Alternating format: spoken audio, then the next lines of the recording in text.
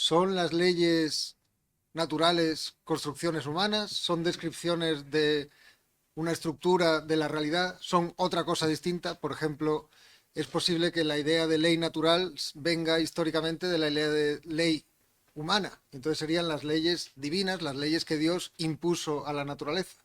No creo que sea esa tercera posición la que viene aquí a sostener Gustavo Esteban Romero desde su ontología materialista, pero eso ya nos lo contará después. Yo soy Lino Camprubí y me cabe el honor de presentar al ponente y a la charla de hoy. Lo primero de todo que tengo que hacer es agradecer al proyecto Hub Earth, eh, History and Philosophy of the Earth and Environmental Sciences, haber hecho posible este viaje, agradecer a la Facultad de Filosofía una vez más que nos acoja y que nos ceda el espacio tan amablemente. Agradecer a Diego Frusaro y en general la Facultad de Física la organización de una charla también de Gustavo Esteban Romero este mismo jueves a las 7. 6. Vale. Están todos invitados, Facultad de Física. Agradecerles a todos ustedes la presencia, agradecer al programa de doctorado el haber incluido esta actividad como asociada. Y por supuesto, y más importante, al conferenciante haber venido ni más ni menos que de la tierra de las motosierras, perdón, hasta aquí. Gustavo Esteban Romero, la mayoría que están aquí ya lo conocen, porque si no, no hubieran venido. Es profesor de física relativista en la Universidad Nacional de La Plata. Es director del Instituto Argentino de Radioastronomía. Estos dos títulos pues ya le dan la idea de que es un físico relevante a nivel internacional. De hecho, es de los más citados científicos en general argentinos, con lo cual, hoy, hoy, hoy, No toqué nada. apaguen los móviles para que no haya interferencias. Bien, entonces, su faceta de físico, pues es, de nuevo, muy relevante a nivel internacional, pero tiene otra faceta que es, bueno, aquí está por las dos en realidad, porque están las dos muy vinculadas una con la otra, que es la de filósofo.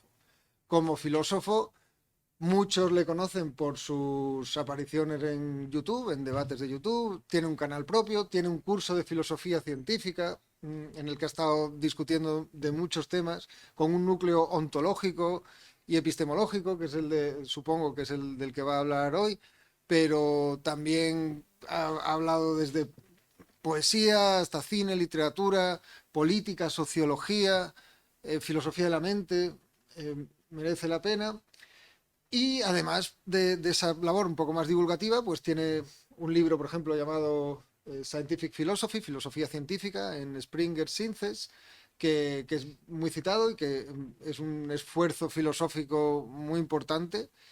Tiene también un libro coeditado con Javier Perejara y conmigo mismo, también en Springer Sciences, con el título de Materialism, Contemporary Materialism, Its Ontology and Epistemology, materialismo contemporáneo, ontología y epistemología, en el que intentamos hacer pues una reevaluación no solo de la historia del materialismo en la historia de la filosofía, sino del papel del materialismo hoy en día en esos campos importantes de la metafísica, ontología y epistemología. Todos esos trabajos, creo, pues demuestran sobre todo una independencia intelectual y un rigor que son de agradecer hoy en día, y además una voluntad de incorporar partes distintas de los debates filosóficos en un todo coherente, que también es muy de agradecer hoy en día. Así que si los problemas técnicos nos lo permiten, vamos a dar comienzo a la charla. Suerte. Bueno, gracias Lino, desapareció la imagen justo en el momento de empezar. Muchas gracias por la presentación, muchas gracias también por la invitación. Estoy muy contento de estar aquí una vez más en la Universidad de Sevilla, en la Facultad de Filosofía. Es la primera vez que doy una charla porque normalmente, debido a las diferencias entre el hemisferio sur y el norte, vengo cuando aquí hace 45 grados y generalmente no hay nadie en la facultad, ¿no? Pero bueno, esta vez tuve la suerte de venir en una época diferente, así que bueno, se da esta oportunidad de charlar y el tema que elegí para hablar con ustedes es el de, o era el de, qué son las leyes naturales, desde un punto de vista científico, de un punto de vista también ontológico. Es un tema que se ha discutido mucho a lo largo de los últimos 300 años en la filosofía y hay distintas posiciones al respecto, hay mucha controversia al respecto, pero hay algo que está claro y es que el tema no está claro en absoluto. Uno puede verificar, por ejemplo, el grado de confusión que hay respecto a la naturaleza de las leyes naturales, por ejemplo, si busca en el artículo de la Wikipedia qué es lo que se dice al respecto. Eso está dirigido a un gran público, pero supuestamente está informado por la opinión de dos científicos eminentes, según dice el artículo. Uno es Richard Feynman, premio Nobel de Física, una de las personas que contribuyó al desarrollo de la electrodinámica cuántica, y el otro es Paul Davies, que en su momento fue un científico importante, uno de los primeros en trabajar en teoría cuántica de campos en espacios-tiempos curvos y que actualmente es un divulgador científico. Bueno, un divulgador científico. Bueno, voy a rápidamente, ahora que está, voy a aprovechar para poner lo que decía que se veía en la Wikipedia. En la Wikipedia, o sea, yo obviamente sé que la Wikipedia es algo, ¿no?, que no hay que tomar muy en serio, pero aquí es interesante ver lo que dice al respecto de las leyes naturales, porque la mayor parte de las personas que no son académicas pueden ir a buscar aquí información al respecto. Se afirma en el artículo que, por ejemplo, las leyes naturales son verdaderas, las leyes naturales son universales, pueden, según la Wikipedia, aplicarse en cualquier lugar del universo, eso es lo que entiende por universales. Dice que son simples y nos explica que normalmente se expresan en términos de una única ecuación, que son absolutas, y por esto parece entender que nada en el universo parece afectarlas. Luego nos explica que son omnipotentes las leyes de la naturaleza, y eso significa aparentemente que todo en el universo las debe cumplir. Se nos aclara que suelen ser reversibles bajo inversión temporal, si no son cuánticas, se hace esa aclaración, aunque se nos dice el propio tiempo es irreversible. Y luego se afirma que las leyes físicas se distinguen de las teorías científicas por su simplicidad, o sea que serían cosas de la misma categoría para poder compararlas de esta manera. Bueno, lo que espero es que hacia el final de mi charla quede claro que todas estas afirmaciones son falsas. Pero, digamos, la controversia que hay alrededor de esto no solo afecta a los legos y a los editores de la Wikipedia, sino también a los científicos. O sea, es muy poco común encontrar a un científico que tenga pensamientos claros acerca de las leyes de la física, a pesar de que los científicos trabajamos esencialmente con leyes de la naturaleza o leyes de la física.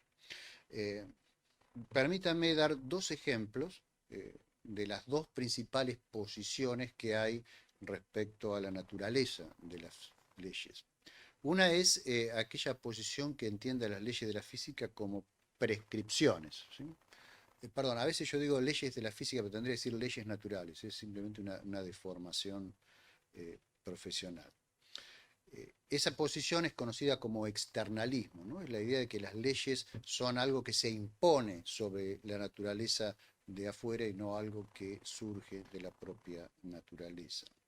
Por ejemplo, Robert Boyle parecía mantener esta posición, pero sin embargo no dejaba de sentirse perplejo ante la posición que él sostenía.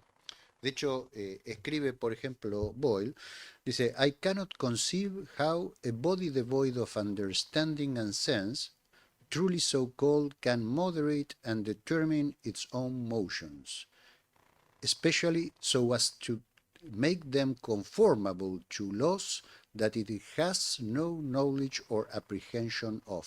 Lo que le pasa a Boyle es que no entiende cómo un objeto inanimado, por ejemplo, esta botella, puede obedecer a leyes de las cuales no tiene ningún entendimiento. O sea, la idea de ley que tiene es una prescripción que este objeto debe de alguna manera seguir y no entiende cómo un objeto inanimado puede seguir una prescripción. Él piensa que solo un agente intencional puede seguir una prescripción. Entonces, como no entiende, por ejemplo, por qué cuando dos bolas de billar chocan, rebotan, conservando el momento, lo que él termina especulando es que, bueno, debe ser Dios que obliga a los objetos del universo a comportarse de esa manera. En última instancia, las leyes de la naturaleza son impuestas por un agente externo, en este caso un agente divino. Una versión moderna de esto, por ejemplo, sería la posición defendida por David Armstrong, que ve a las leyes como universales, que son impuestos desde afuera del mundo y que los distintos objetos siguen de alguna manera. La otra posición, que es mucho más popular hoy en día, es el entender a las leyes de la naturaleza como descripciones, descripciones de cosas que suceden internamente en el mundo, y por eso esa concepción es llamada el internalismo, una concepción internalista de las leyes. Esta forma de pensar las leyes se puede rastrear probablemente a Roger Bacon y quizás incluso más atrás aún, pero tiene su clásica expresión, como ustedes saben, en David Hume, ¿no? Para Hume, la causalidad no es más que una regularidad, ¿no? Es en la aparición de los distintos fenómenos. Y las leyes adoptan la forma de acontecimientos del tipo A, van siempre acompañados o seguidos de acontecimientos del el tipo B, ¿sí? O sea que una ley para Hume no es más que una regularidad que ha sido verificada experimentalmente. Esta visión de Hume fue adoptada por muchos otros, en el siglo XIX y en el siglo XX, por ejemplo, por los positivistas lógicos. Rudolf Carnap, por ejemplo, la defendió en un famoso libro sobre fundamentos de la física que tiene, Hempel la ha defendido, Reichenbach la ha defendido, quizás uno de los defensores más recientes y más conocidos ha sido David Lewis.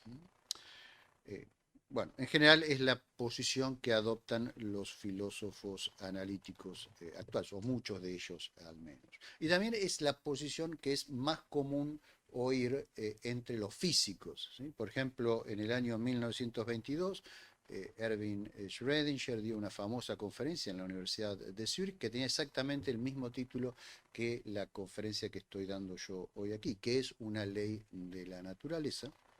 Y en esa conferencia, que fue editada después como un pequeño libro, Schrödinger dice precisamente que una ley es una regularidad establecida en la naturaleza, pero hace una nota a pie de página, establece una diferencia con la concepción de Hume y dice que esas regularidades no necesariamente deben ser con un origen causal. Está pensando, por supuesto, en para esa época naciente mecánica cuántica, pero esencialmente sigue siendo la visión de Hume, que como digo es la más popular, pero es una visión que tiene un problema, esta visión de la regularidad o de los patrones de ocurrencia regulares de fenómenos en la naturaleza, y el problema que tiene es que es falsa. Y que es falsa, ustedes pueden darse cuenta muy fácilmente, digamos, tratando de poner a prueba esta idea. Por ejemplo, el principio de equivalencia unido de la ley de la gravitación universal nos dice que si tiramos dos objetos, por ejemplo, este pequeño pañuelito y la botella de agua, digamos, de una misma altura y con la misma velocidad inicial en el campo gravitacional terrestre, bueno, van a llegar al piso en el mismo momento, ¿sí? Eso se deduce directamente de la ley general, de la ley universal de la gravitación y del principio de equivalencia. Si yo soltase, no se preocupen, no lo voy a soltar, ambas cosas ustedes van a ver que probablemente esto llegue primero y esto llega después, o sea que no se está cumpliendo y es muy difícil poder observar de la misma manera cualquier otra de las regularidades que son predichas por las leyes que son usualmente aceptadas por los científicos. Incluso si vamos a leyes ya más complicadas, por ejemplo, la teoría de la gravitación de Einstein, las ecuaciones de relatividad general, si por ejemplo las resolvemos para calcular la trayectoria de un cuerpo en el sistema solar, por ejemplo un asteroide que se acerca a la Tierra, lo que vemos es que la trayectoria del asteroide no se corresponde exactamente con lo que predice la teoría y permanentemente hay que hacer observaciones e introducir a mano directamente correcciones a la estimación de la trayectoria y volver a recalcularla después de esas correcciones. ¿Cuál es la razón? Bueno, la razón es que hay un montón de efectos adicionales que actúan sobre el asteroide, por ejemplo, la presión que ejerce la radiación del Sol, o la presión que ejercen pequeños microimpactos de partículas que hay en el sistema solar, o por ejemplo el flujo térmico que puede tener una distribución, a la cual puede dar lugar una distribución inhomogénea de temperaturas dentro del asteroide, lo cual, digamos, es natural porque una cara va a estar, digamos, irradiada por el Sol y la otra no. Bueno, todo eso hace que en la práctica el asteroide no se comporte como nos dice las ecuaciones de la relatividad general. Y en general, esto ustedes pueden pensar en cualquier ley que conozcan, y cuando tratan de verificarla en la práctica, van a ver que esa regularidad no es tan fácil de encontrar. Esto fue notado por Nancy Cartwright en los años 80 y publicó un famoso libro que dio lugar a una larga conferencia que se llama How the Laws of Physics Lie. Y allí lo que ella hacía era, bueno, poner énfasis con un montón de ejemplos sobre esto que estoy diciendo en este momento y sugerir que las leyes de la naturaleza no deben tomarse en un sentido realista. Son cuestiones, son, digamos, construcciones que hacen los científicos sobre la base de lo que ella llamaba máquinas nomológicas, que son, digamos, sistemas extremadamente controlados, construidos en el laboratorio, donde uno puede inferir ciertas regularidades, pero en situaciones totalmente ideales que no se dan en el mundo real. Entonces ella sostenía que las leyes en el mundo real son básicamente construcciones de los científicos para poder guiarse en la experiencia. Después modificó un poquito esta posición porque hay algo que es indudable, y eso es que, digamos, los científicos se han acostumbrado a manipular la naturaleza para poder llegar a hacer predicciones que son realmente asombrosas, ¿sí? Predicciones, por ejemplo, relacionadas con el comportamiento de partículas subatómicas que se detectan en máquinas gigantescas como el Large Hadron Collider, pueden hacer predicciones extremadamente precisas sobre el funcionamiento de distintos aspectos de la naturaleza, que son las que precisamente hacen posible que tecnologías como esta puedan funcionar. O sea, tengo la computadora, está funcionando a veces, pero en general parece, ¿no?, que las leyes de la mecánica cuántica, por ejemplo, que hacen posible que los semiconductores se comporten como se comportan y que los que diseñaron esta máquina puedan haber hecho el diseño adecuado para que se tenga una cierta estabilidad, bueno, parece que la mayor parte del tiempo funciona de esa manera. Entonces pareciera como que hay algo más que nos estamos perdiendo, y eso es lo que yo quiero discutir hoy aquí con ustedes, ¿sí? Quiero discutir si existen las leyes de la naturaleza, ¿sí?, o son creaciones nuestras para guiarnos en nuestra experiencia, y si existen, bueno, ¿cuál es la relación entre las regularidades y esas leyes, ¿sí? Y si existen también, ¿por qué se cumplen? Esa pregunta que se hacía Boyle, ¿no? ¿Por qué? ¿Por qué objetos inanimados cumplen con ciertas leyes? ¿Qué son y por qué existen? O sea, ¿por qué son como son y no son de otra manera? Después, si hay distintas clases de leyes, parecería ser que sí, porque es muy diferente, por ejemplo, las leyes de la gravitación que están reflejadas en las ecuaciones de Einstein, por ejemplo, de la ley de Ohm, que vale para un circuito disipativo, la relación entre la diferencia de potencial y la intensidad de una corriente, ¿no? O sea, parecería como que no tienen nada que ver. Luego, a veces se habla de principios, ustedes han visto, principio de conservación de la energía, principio de mínima acción. ¿Cuál es la diferencia entre las leyes y los principios? Si es que hay diferencia. Ustedes saben que los científicos notoriamente son muy incoherentes en el vocabulario que usan y quizás esto es simplemente no una cuestión fundamental, sino es una cuestión histórica de cómo se han denominado ciertas leyes. Y por último, las leyes pueden cambiar, o sea, son, como dice la Wikipedia, absolutamente idénticas a ellas mismas durante todo el tiempo, si es que existen, o pueden de alguna manera evolucionar, cambiar, etcétera. Bueno, vamos a ver si podemos responder a estas preguntas.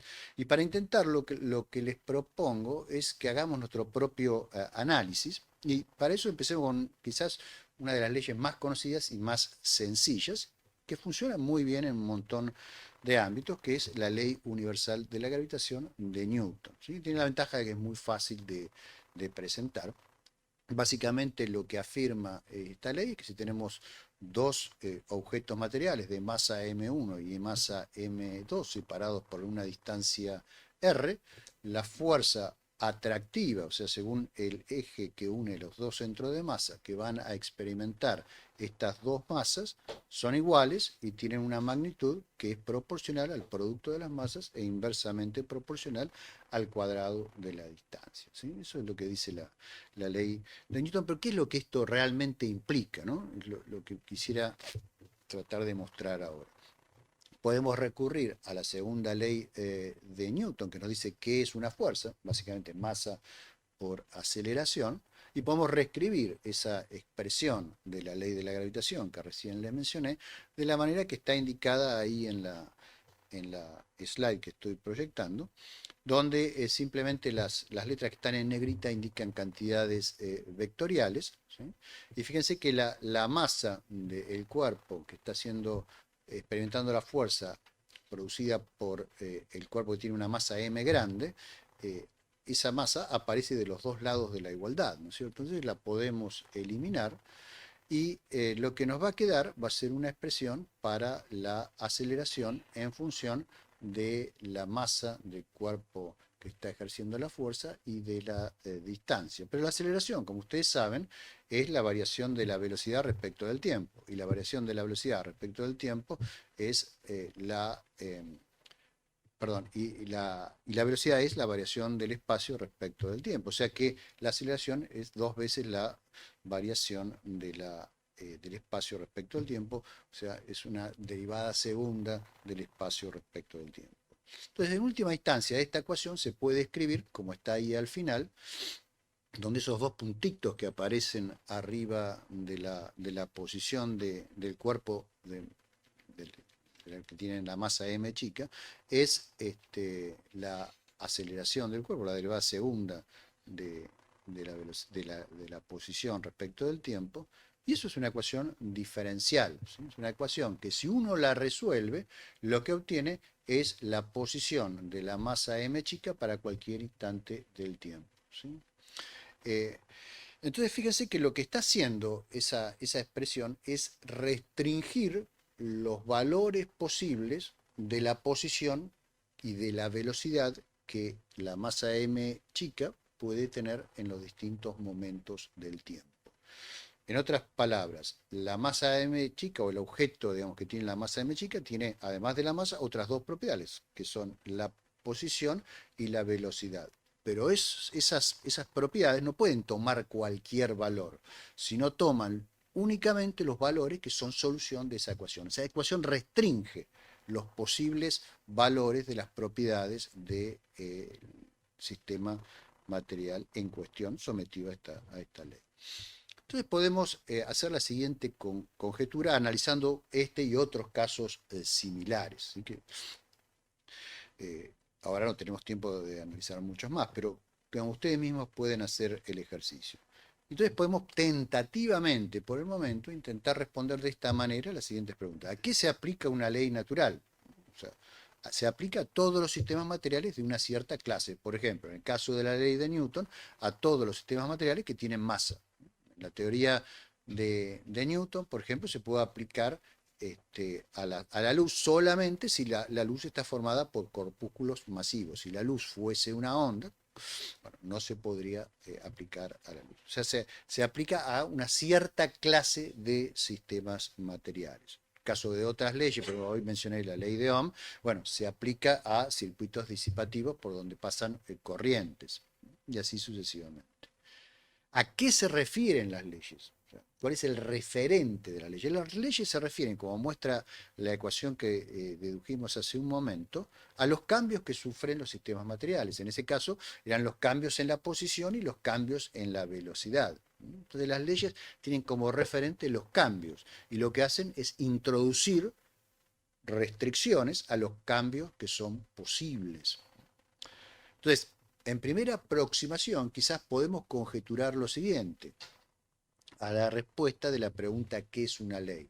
Podemos decir que quizás una ley es una restricción al espacio de estados de los sistemas físicos.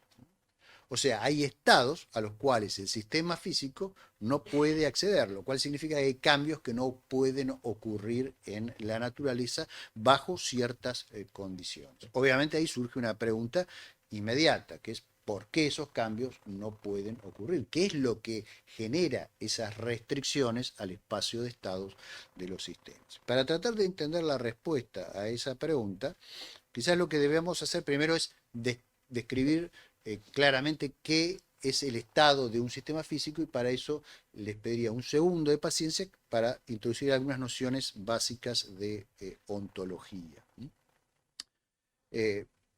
Cuando miramos el mundo vemos que hay cosas, ¿sí? Hay individuos o particulares, por ejemplo, hay personas, hay botellas de agua, hay manzanas, hay planetas, hay quasars, hay quarks, hay leptones, hay distintas clases de cosas, ¿no?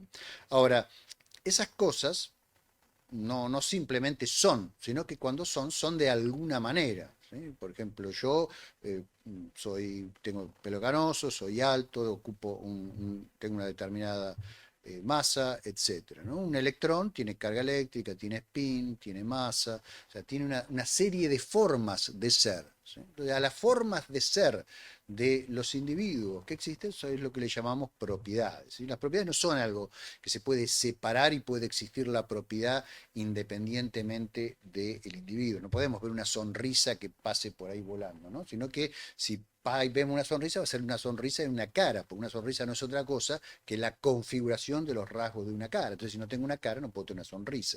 Bueno, de la misma manera, no voy a tener una carga que pasa por ahí si no hay una partícula cargada, ¿sí? Y así lo mismo con las otras propiedades. Sin embargo, desde un punto de vista conceptual, podemos hacer un análisis separando el individuo de las propiedades y podemos representar conceptualmente, y esto solo es un ejercicio de la imaginación, a una cosa concreta como un individuo con su conjunto de propiedades, ¿sí? Entonces, esas propiedades, que ahí están indicadas, digamos, como el segundo elemento de un par ordenado, el primer par ordenado es simplemente el individuo que tiene la propiedad, esas propiedades en ciencia solemos intentar representarlas en forma cuantitativa para poder hacer predicciones. Entonces lo que hacemos es las representamos por medio de funciones matemáticas. Por ejemplo, la temperatura la representamos por medio de una función que es escalar, ¿sí? La distribución de temperatura sobre esta mesa la podemos describir con una función escalar que significa a cada punto de la mesa asignarle un valor, el valor de un número real que representa la temperatura en ese punto, ¿sí? Por ejemplo, una velocidad la representamos por medio de una función vectorial. Una presión o una densidad por otra función escalar y así sucesivamente, ¿no? Propiedades más complejas, como por ejemplo el complejo de energía e impulso de un sistema físico, lo podemos representar por un objeto matemático más complejo, se llama un tensor, ¿sí? de rango 2 en ese caso. Pero en general usamos funciones matemáticas para representar a las propiedades. Entonces, el espacio de estados de un sistema es simplemente el espacio formado por todas esas funciones. Es un espacio que por dimensiones tiene a las funciones en cuestión. Es un espacio funcional, ¿sí? Es un objeto que solo existe en nuestra imaginación. No hay que confundirlo con el espacio físico. Los físicos a veces le llaman espacio de las fases al espacio de estados, pero en filosofía se utiliza más espacio de estados, ¿sí? pueden pensarlo como el conjunto de todas las propiedades del sistema, pero bueno, es la representación conceptual de ese conjunto, ¿no? Eh, en un estado particular, una cosa ocupa solamente un punto del espacio de estado. ¿Por qué? Porque cada propiedad tiene un valor y solo uno, ¿sí? Ahora, si en distintos momentos del tiempo alguna propiedad va cambiando, entonces esa cosa va a recorrer una trayectoria en el espacio de estados, ¿sí? Esa trayectoria, digamos, no puede ser arbitraria, sino que está restringida precisamente por esas leyes que habíamos mencionado antes. Permítame introducir un ejemplo sencillo para ilustrar todo esto y hacerlo más concreto, ¿no? Pensemos en un sistema bien sencillo, una masa conectada con un resorte, ¿sí?, al techo. Entonces, digamos, ahí interviene una ley que es la ley de Hooke y otra ley que es la segunda ley de Newton, que la ley de Hooke nos dice que la fuerza que ejerce el resorte es opuesta a la, en magnitud, es proporcional, pero con signo negativo, a la extensión que le demos a el resorte. Matemáticamente lo podemos escribir como lo que ustedes ven en pantalla, ¿sí? Entonces, cuando eso es una ecuación diferencial, de nuevo, en la única coordenada espacial involucrada, y las propiedades que tiene esa masa, ¿sí?, son básicamente la posición, que va cambiando con el tiempo, y la velocidad, que va cambiando con el tiempo. Y la masa es constante, entonces no necesitamos graficarla como una dimensión en el espacio de fase, pues siempre va a ser la misma masa, ¿no? Entonces, el espacio de fase, en este caso extremadamente sencillo, queda restringido a dos dimensiones. Tenemos una dimensión vertical para la posición y una dimensión horizontal, en la representación que estoy haciendo ahí, para la velocidad, ¿sí? Entonces, si resolvemos la ecuación diferencial, lo que obtenemos es, en ese espacio, el círculo, los puntos que están sobre ese círculo, y la bolita roja que se está moviendo sobre el círculo es como va evolucionando la masa en el espacio permitido dentro del espacio de fases para su movimiento, de acuerdo a la restricción que impone esa ley que está ahí.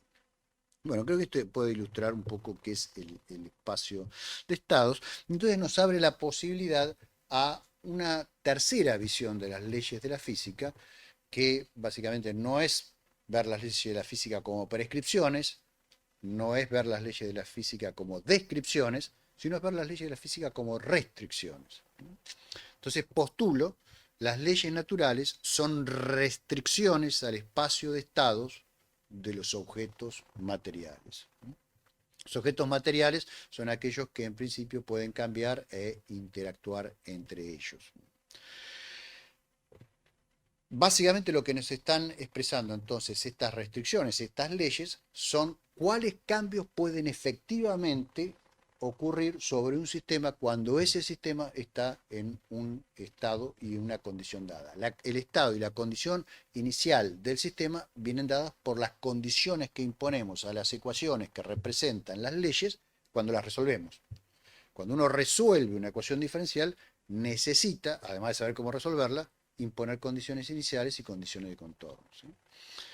Bien, fíjense que como las propiedades dijimos que las representamos por funciones, las leyes que son restricciones, de acuerdo a esto, a esas funciones, a esas propiedades, a los valores que las propiedades pueden adquirir, van a tomar la forma de relaciones entre funciones, en particular ecuaciones. Una ecuación es una relación entre funciones que impone restricciones a los valores que pueden tomar las variables que aparecen en las funciones. Si los cambios que estamos restringiendo son estrictamente locales, entonces eso lo que significa es que las ecuaciones van a ser ecuaciones diferenciales. La mayor parte de las ecuaciones de la física, por ejemplo, son ecuaciones diferenciales, las que representan leyes, estoy hablando, ¿no? Ahora, si hay cambios que no son puramente locales, o tenemos una mezcla de cambios locales y cambios no locales, bueno, podemos tener ecuaciones íntegro diferenciales para expresar leyes. Y en algunos casos podemos tener ecuaciones algebraicas también cuando tratamos con sistemas que no son continuos, sino tienen algunos aspectos que pueden ser discretos. pero siempre por medio de ecuaciones es como representamos conceptualmente a estas leyes entendidas como restricciones. Aquí quiero hacer algunas aclaraciones sobre esto que he dicho. Se pueden hacer muchas, pero bueno, por restricción de tiempo voy a hacer solo algunas. Primero, las ecuaciones son enunciados de ley, no son las leyes, ¿eh? Son nuestra representación de esas leyes. Y cuando representamos las cosas nos podemos equivocar. Lo que hacen es representar a las leyes en el lenguaje que hemos decidido utilizar para describir cierto aspecto de la realidad. En la física suele ser las matemáticas, ¿sí? Pero por ejemplo, en biología rara vez se intenta expresar leyes o candidatos a leyes utilizando la matemática, ¿sí? Las ecuaciones, al ser proposiciones, o sea, las ecuaciones son cosas que pueden ser verdaderas o falsas. Por ejemplo, si ustedes piensan en la ley de Newton, ¿sí?, que vimos hoy, si alguien, un alumno, durante un examen escribe que va con el cubo de la distancia, la inversa del cubo de la distancia en vez del cuadrado, uno dice, no, estás equivocado, eso que escribiste es incorrecto. O sea, las proposiciones son las que pueden ser verdaderas o falsas, no las leyes en sí. Las leyes son lo que son en la naturaleza, ¿sí? Lo que puede ser falso es lo que nosotros decimos de las leyes o la forma en que nosotros intentamos representar esas leyes. Muchas veces nos equivocamos y por eso muchas veces vamos corrigiendo los postulados de ley que vamos haciendo. Hoy ya, si queremos ser extremadamente precisos, no utilizamos las leyes de Newton, la ley de Newton para la gravitación universal, sino que utilizamos las ecuaciones de Einstein, ¿sí? Obviamente, si no hay cosas cuyo espacio de estados pueda ser restringido, no hay leyes. O sea, las leyes necesariamente en esta concepción son internas a el universo. En ausencia de cosas, no hay espacio de estados, no hay nada que restringir y no hay leyes. Las leyes no podrían sobrevivir a la desaparición de las cosas que tienen propiedades que son restringidas de alguna manera. Luego las leyes, esto es algo que también es muy común este error, no son matemáticas. Lo que son matemáticos son nuestros enunciados que expresan a las leyes. ¿Y eso qué significa? Eso tiene una consecuencia importante, en mi opinión, y es que la matemática no está en el mundo. O sea, el mundo no es matemático. Lo que es matemático es nuestro intento de describir al mundo, ¿sí? La matemática la utilizamos como un lenguaje exacto para tratar de representar de la mejor manera posible lo que sucede en el mundo, y entre esas cosas están estas leyes, ¿sí? Las leyes naturales son relaciones entre propiedades de las cosas. Si ustedes ven las ecuaciones que representan a las leyes, van a ver que las cantidades que aparecen ahí, bueno, lo que representan son propiedades de las leyes. Pueden ser posición, puede ser intensidad de un campo magnético, puede ser intensidad de una corriente, pero en general son propiedades de las cosas, ¿sí? Un universo que tuviese cosas con diferentes propiedades tendría diferentes leyes, ¿sí? Y esto es una hipótesis metafísica. Ustedes me dicen, bueno, pero usted, Romero, no puede probar eso, pues es una hipótesis metafísica. Bueno, es cierto que no se las puedo probar, pero puedo encontrar evidencia a favor de esto que estoy afirmando, de esta hipótesis metafísica, porque puedo mirar cómo era el universo en el pasado. Y la constitución del universo en el pasado no era la misma que en el universo en el presente. Y puedo mostrar que las leyes en el pasado eran distintas que las leyes ahora. Eso lo vamos a discutir después hacia el final de la charla. Dicho esto, podemos establecer ciertas diferencias entre tipos de leyes. O sea, podemos establecer clases de leyes de acuerdo a las distintas clases de referentes de estas leyes. Y yo aquí he diferenciado para ustedes 5 candidatos a tipos o clases de leyes.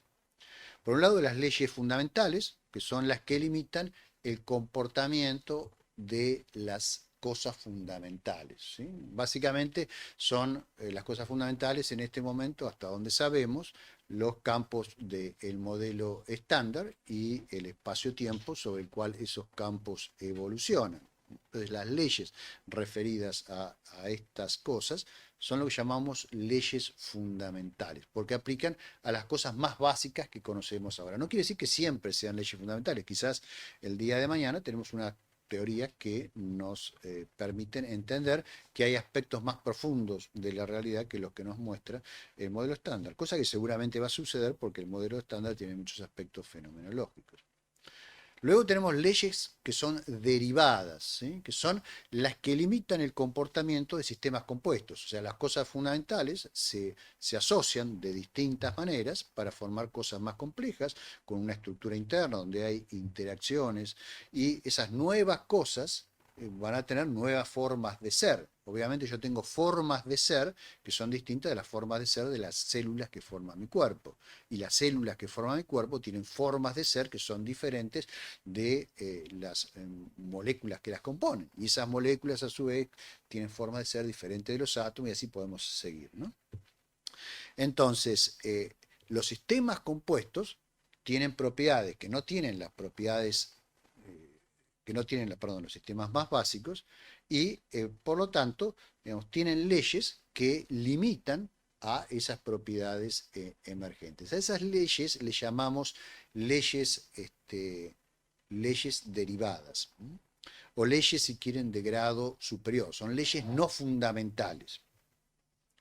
Luego están los principios. Los principios básicamente se diferencian en las leyes que aplican a clases de cosas en que son universales, aplican a todos los existentes, ¿sí? Ejemplos de principios, por ejemplo, el principio de la conservación de la energía o principio de conservación del momento.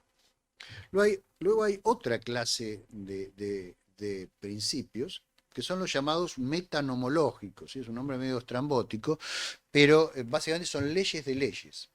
Hay distintos paquetes de leyes, grupos de leyes que, digamos, tienen uniformidades a su vez entre ellas.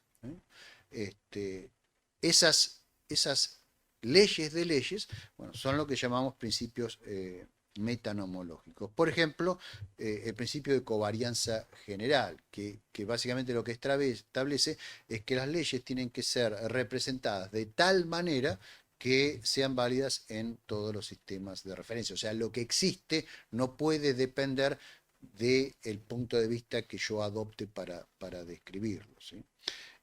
Estas leyes de leyes son esencialmente criterios para guiarnos en la construcción de leyes. Y finalmente están los principios metafísicos, que son supuestos extremadamente generales acerca de relaciones que parecen ocurrir en el mundo.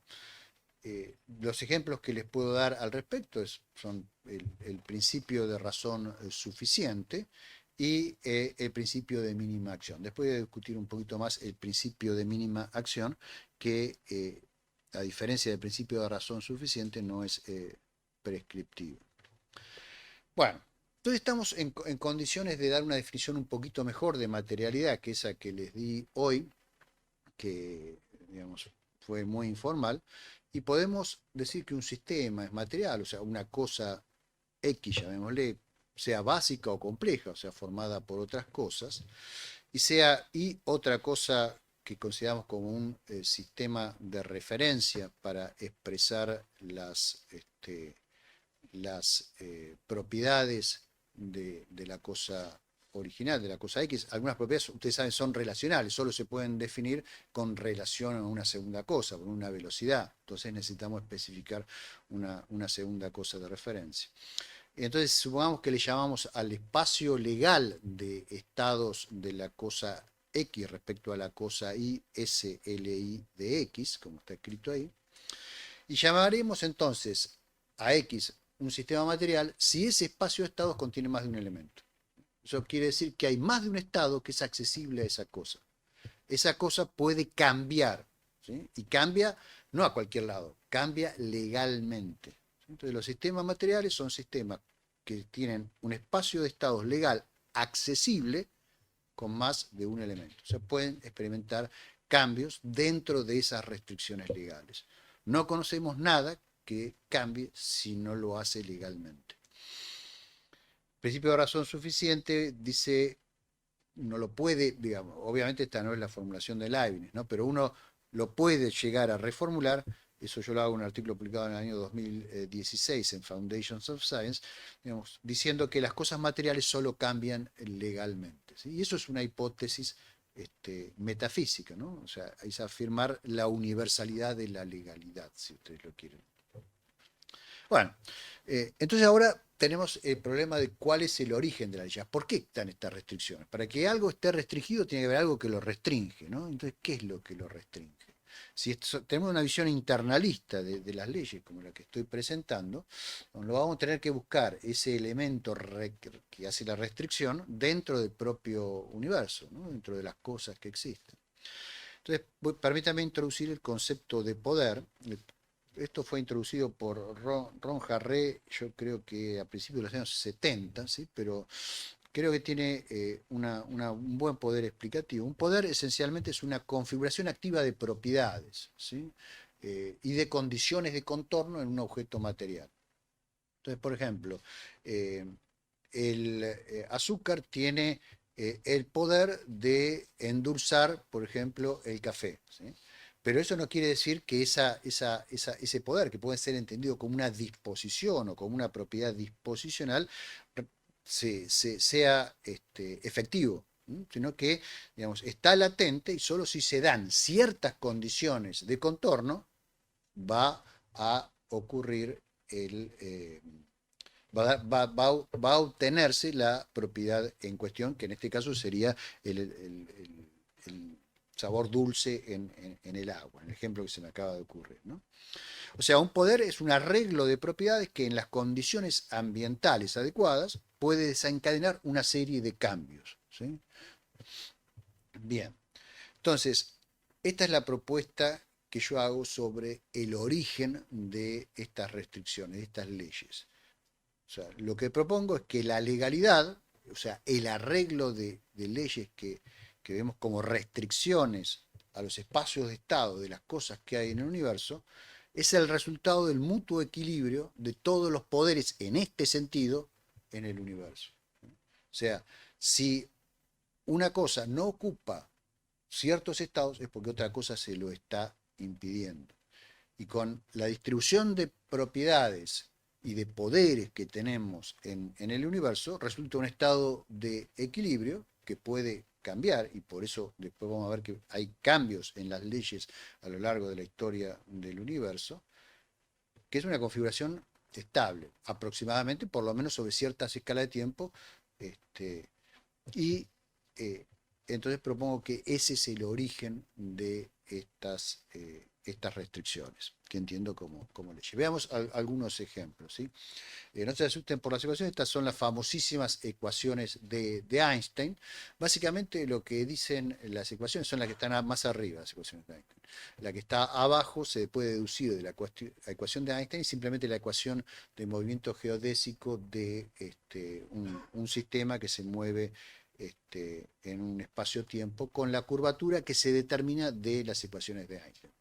Esas ecuaciones que están ahí arriba hay un signo igual, ustedes ven ahí en el medio, tienen dos miembros. Está el miembro de la izquierda y está el miembro de la derecha. A la derecha lo que está es ese T sub mu nu, que no es otra cosa que el tensor de energía e impulso que representa la energía y el impulso, que son propiedades muy básicas de las cosas que hay en el espacio-tiempo. Y del otro lado lo que tenemos son ese R mu nu y el R y el G mu nu, y también está esa lambda, que básicamente lo que hacen es caracterizar cómo es la geometría del espacio-tiempo. Entonces, lo que establecen las ecuaciones de Einstein es cómo están relacionadas las propiedades de los sistemas materiales en el espacio-tiempo con la geometría del espacio-tiempo. Si yo cambio la concentración de energía y de momento en una región del espacio-tiempo, voy a afectar la curvatura. Y si modifico la curvatura, voy a afectar la distribución de energía e impulso en una región del espacio-tiempo. Eso básicamente es lo que establecen las ecuaciones. Establecen relaciones entre propiedades de distintos existentes, ¿sí? Y de ahí podemos inferir muchas cosas, como ustedes ven, cómo se mueve un sistema libre en el espacio-tiempo con una cierta curvatura producida por una cierta distribución de energía e impulso.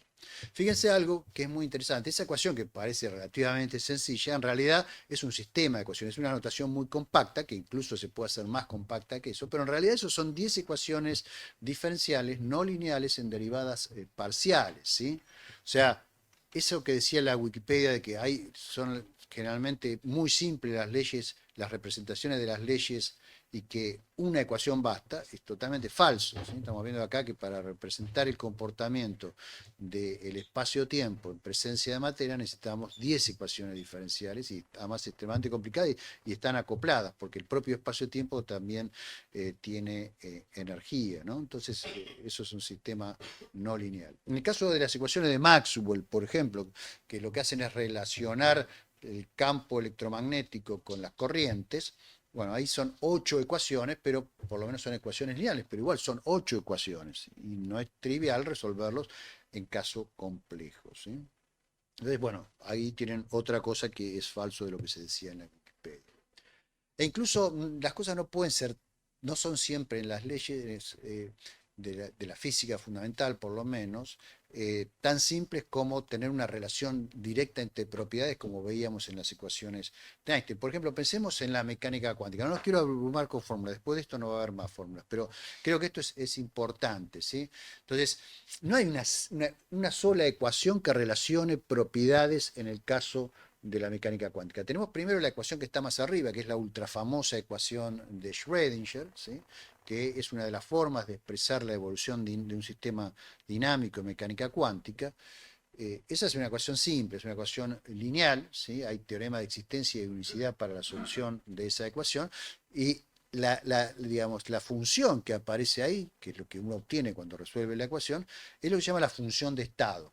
¿Sí? Pero no representa ninguna propiedad del sistema físico. No es como la intensidad del campo magnético o como la curvatura del espacio-tiempo o como la energía. Es una función que la voy a necesitar como un instrumento para después poder obtener alguna clase de predicción.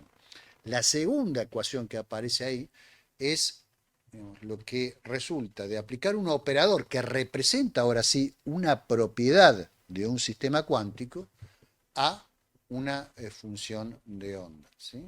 Y lo que obtengo es una ecuación de autovalores y ese lambda k que aparece del otro lado del signo igual es un número real que básicamente lo que está representando es el valor de la propiedad que es representada por el operador A cuando el sistema cuántico está en el estado, perdón, psi sub k.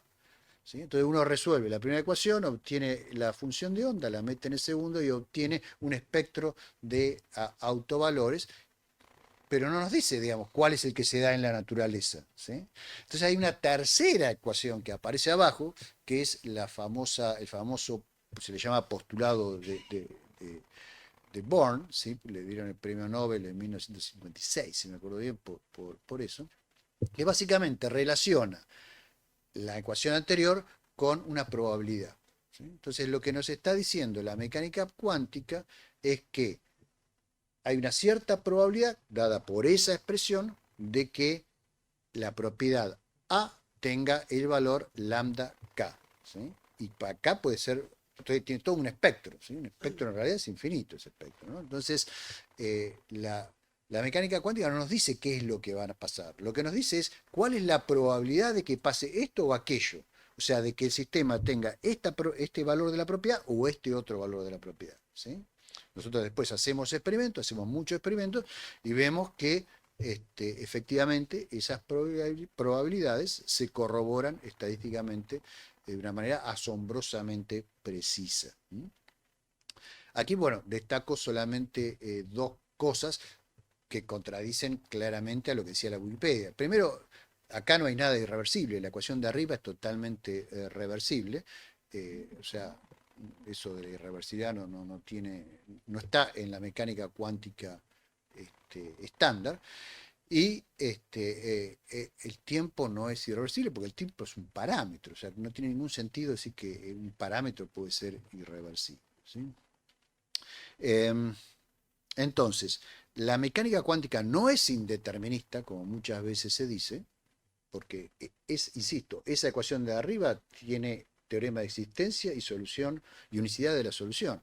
O sea, la teoría es determinista, pero es probabilista, porque las predicciones que hace son de un carácter probabilista. Más sobre todo esto voy a decir en la charla que tengo que dar el jueves en el departamento de física, por si a alguno le interesa. O sea, voy a hablar de mecánica cuántica, va a haber más fórmulas que en esta charla, pero voy a hablar de física, perdón, de filosofía también, que es lo que me interesa más. Bien, eh, además de las leyes, tenemos estas restricciones generales a las cuales llamamos principios, ¿no? Entonces ahí nos preguntamos por qué estos principios se aplican a todo, por qué, digamos, no a clases de cosas, ¿no? Y la respuesta es que estos principios surgen de las simetrías que tiene el espacio-tiempo y todas las cosas existen sobre el espacio-tiempo, son como parasitarias, por decirlo así, del espacio-tiempo. Entonces, se puede demostrar que las simetrías continuas y diferenciables llevan a una serie de principios de conservación, principio de conservación de la energía, principio de conservación del momento lineal, principio de conservación del momento angular, principio de conservación de la carga eléctrica. En el caso de la energía, bueno, ¿cuál es la simetría? Es la simetría bajo traslación temporal. ¿Sí? En el caso del momento lineal, simetría bajo traslación espacial. En el caso del momento angular, simetría bajo rotación. Y en el caso de la carga eléctrica, simetría bajo una operación que se llama simetría de Gauge. ¿Sí? Y también puede haber simetrías que no sean continuas y que llevan a otros principios de conservación en la microfísica, digamos, que llevan a la conservación del color, el isospin débil, digamos, la inversión de la carga, la paridad y el tiempo y la probabilidad cuántica. Los primeros insights, ¿cómo se dice, Dino? Los primeros las primeras aproximaciones a esto, las primeras formulaciones rigurosas de estos principios de conservación se deben a la dama que ustedes están viendo, Amy Nether, ¿sí? Que trabajó con David Hilbert en la primera mitad del siglo XX. Bueno, muy bien. Entonces, había dicho que las cosas fundamentales se asocian para formar cosas compuestas y esto da lugar a emergencia de nuevas propiedades, ¿sí? Y entonces podemos establecer un nivel de composición de cosas, ¿no? Donde en cada nivel tenemos clases de cosas que obedecen a aproximadamente las mismas restricciones, ¿sí? Entonces eso nos permite diferenciar niveles ontológicos. Podemos hablar de un nivel físico, podemos hablar de un nivel químico, podemos hablar de un nivel biológico, podemos hablar de un nivel social, podemos hablar quizá de un nivel tecnológico y por supuesto hay un montón de subniveles dentro de cada uno de esos niveles donde encontramos leyes que aplican a los existentes que pululan adentro de esos niveles. En general, las leyes de un cierto nivel pueden obtenerse a partir de las leyes de niveles anteriores, pero, y esto es muy importante, más un conjunto de condiciones iniciales y de contornos para poder resolver las ecuaciones en cuestión, ¿sí? Entonces, de esta manera podemos partir de conceptos básicos de física y poder obtener leyes de gases, de líquidos, de sólidos, de plasmas, leyes químicas y quizá algún día leyes biológicas, sociales, etc. Pero aquí hay algunos peros importantes, ¿sí? Que voy a tratar de ejemplificar con la termodinámica, que es, digamos, quizás el caso más simple que puedo usar para explicar lo que quiero decir. Ustedes seguramente conocen la ecuación de estado de un gas ideal. P es la presión, B es el volumen, P por B es igual a N KT, K ahí es la constante de Boltzmann en el número de partículas, T la temperatura. Es una relación entre la presión, el volumen y la temperatura, ¿no? Entonces, eso se puede en principio deducir de la teoría cinética de los gases, donde el gas se interpreta como un ensemble de partículas que tienen velocidad y una cierta distribución de velocidades. Ahora, supónganse ustedes que simplemente yo pongo unas partículas aquí en el espacio, una cierta distribución inicial de velocidades, y eso es todo. Entonces las partículas ¿qué van a hacer? Se van a empezar a mover, se van a ir en todas direcciones con un movimiento rectilíneo y uniforme cada una, en la medida que no colisionen entre ellas. ¿Sí? Entonces no tengo presión, no tengo volumen, porque eso simplemente se pierden en el universo, ¿sí? Como diría Celine. Para poder llegar a esa ley, necesito poner, además de la condición inicial, una condición de contorno. O sea, ¿cómo pongo la condición de contorno? Introduciendo una pared contra la cual rebotan las partículas, ¿sí? Y esa pared es adiabática en el sentido que no permite que haya una transmisión de momento a la pared. O sea, el choque es perfectamente elástico, ¿sí? Entonces ahí la pared siente la presión y puedo definir la presión. Esa pared básicamente es un recipiente, un tacho como el que está en la imagen de la izquierda, ¿sí? Ahora, esa pared, ¿de dónde salió? Esa pared no está en la teoría cinética de los gases. Esa pared tiene propiedades que ningún gas y ninguna partícula que constituye un gas va a tener, porque esa pared puede tener rigidez, puede tener conductividad térmica, puede tener un montón de propiedades que vienen de niveles ontológicos superiores. Y sin embargo, yo no podría haber definido esa ley si no tengo esa condición de contorno. Como cuando se formula la ley, yo no conozco gran cosa del nivel superior, lo introduzco como una condición de contorno, ¿sí? Y eso es lo que me permite llegar a la ecuación. Sin esa condición de contorno no tengo la ecuación, ¿sí? Acá hay otro ejemplo, la famosa segunda ley de la termodinámica, tal como fue interpretada en función de la teoría cinética de los gases por el caballero que ustedes ven, el gran Ludwig Boltzmann, ¿sí? Uno de los científicos que yo más admiro en la historia de la ciencia. Entonces, Boltzmann introdujo una cantidad que es la entropía, se dio cuenta que un sistema que no recibe calor, o sea que un sistema que es adiabático, no transmite ni recibe calor, si se lo deja evolucionar, va a llegar a un estado de equilibrio en el cual no va a haber más cambios y la entropía va a ser máximo. En ese estado de equilibrio, la distribución en energía de las partículas es la que se conoce como la distribución de Maxwell-Boltzmann. Una vez que se alcanza esa distribución, el sistema deja de cambiar, no hay más evolución. Entonces ahí lo que ustedes ven es digamos, un ejemplo de cómo esto se produce, ¿no? Entonces ustedes tienen una configuración inicial de partículas cuando empieza la película, que se reinicia cada pocos segundos. Entonces ahí al principio tienen las partículas, se empiezan a mover en cualquier dirección. Cuando llegan a los bordes de la caja que los contiene, las partículas tienen choques que son choques elásticos, ¿sí?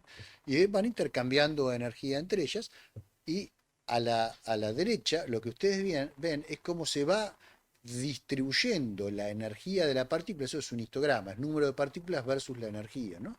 Y de a poco se va formando la característica curva de la distribución de Maxwell-Boltzmann. ¿Sí? Todo muy lindo, pero ustedes no podrían haber deducido esto directamente de la física de las partículas constituyentes. ¿Sí? Boltzmann no se dio cuenta de eso, pero Boltzmann introdujo, digamos, por afuera algo que no está en la física de esas partículas, que es la caja que las contiene y que donde rebotan, ¿sí? Y esa caja tiene una propiedad, por ejemplo, que es adiabática, no permite la transmisión del calor, que es lo que hace posible esto. Entonces, ¿de dónde sale esa caja? Bueno, esa caja tendrá una red cristalina de una determinada, o sea, viene del mundo de los sólidos, etcétera, que no existe al nivel ontológico que estamos hablando. Entonces, lo que estamos viendo es que hay una interacción de niveles ontológicos superiores sobre niveles inferiores para hacer posible las restricciones que dan lugar a las leyes de la física. Entonces, el universo es una jerarquía que no debe ser pensada solamente como una jerarquía que va desde lo más simple hacia lo más complejo, sino también desde lo más complejo hacia lo más simple para poder dar lugar a este equilibrio de los poderes del universo a los que estoy llamando leyes. Y esto es un ejemplo, creo yo, muy ilustrativo. Fíjense, acá hay otro más. Perdón que dé tantos ejemplos de termodinámica, pero creo que es la forma más clara de visualizarlo. Acá tenemos un dispositivo en el cual tenemos, digamos, dos tachos, piensen que son unos tachos, ¿no? Entonces, en el de la izquierda hay un gas que está en equilibrio termodinámico. tengo un dispositivo en el medio que está cerrado en este momento, que podría, si lo abro, conectar con un tacho que está a la derecha y que está vacío, ¿sí? Entonces, ¿qué pasa si yo muevo ese dispositivo, ¿sí? Bueno, entonces el sistema que antes estaba en equilibrio va a encontrar una vía de escape, porque ahora cambié la condición de contorno, la modifiqué y tiene un espacio al cual puede acceder, entonces se modifica el estado de equilibrio. Entonces, después de un tiempo, el sistema, como los dos tachos son adiabáticos, llega a un máximo de entropía y ya no cambia más. Ahora, no hubiese ocurrido eso si no hubiese, digamos, condiciones de contorno que venían de niveles superiores. No solo el tacho como antes, sino ahora tengo ese dispositivo que cerraba el conducto que conectaba a los dos tachos. Tengo la condición inicial, que es distintas condiciones en los dos tachos del principio, y tengo ese dispositivo que por ahí para abrirlo, bueno, lo tuve que abrir a mano o tuve que usar un sistema eléctrico, y ahí ya tenemos cosas que vienen de otros niveles. Si lo abrí yo a mano, bueno, de nivel biológico. Si lo abrí con algún dispositivo electromagnético, algún aparatito, de un nivel tecnológico, o sea, viene desde arriba, ¿sí? Eh, ¿Y el resultado de eso cuál es? Y bueno, el resultado de eso es que en ese proceso lo que pasó fue esto, ¿eh? Que la entropía aumentó, ¿sí? Entonces, eso es la segunda ley de la termodinámica. Muy bien, entonces lo que estoy tratando de decirles es que la emergencia de las leyes más complejas, ¿sí?, no alcanza simplemente construirlas a partir de las leyes más básicas. Lo que necesitamos no solo son las leyes más básicas, sino necesitamos, además, muchas veces leyes de niveles superiores y condiciones de borde que vienen también impuestas de niveles ontológicos superiores. Por ejemplo, para obtener las leyes de fluido necesitamos de la mecánica, de la termodinámica y condiciones de borde, ¿sí? Entonces ahí vamos a obtener, por ejemplo, la ecuación de Navier-Stokes.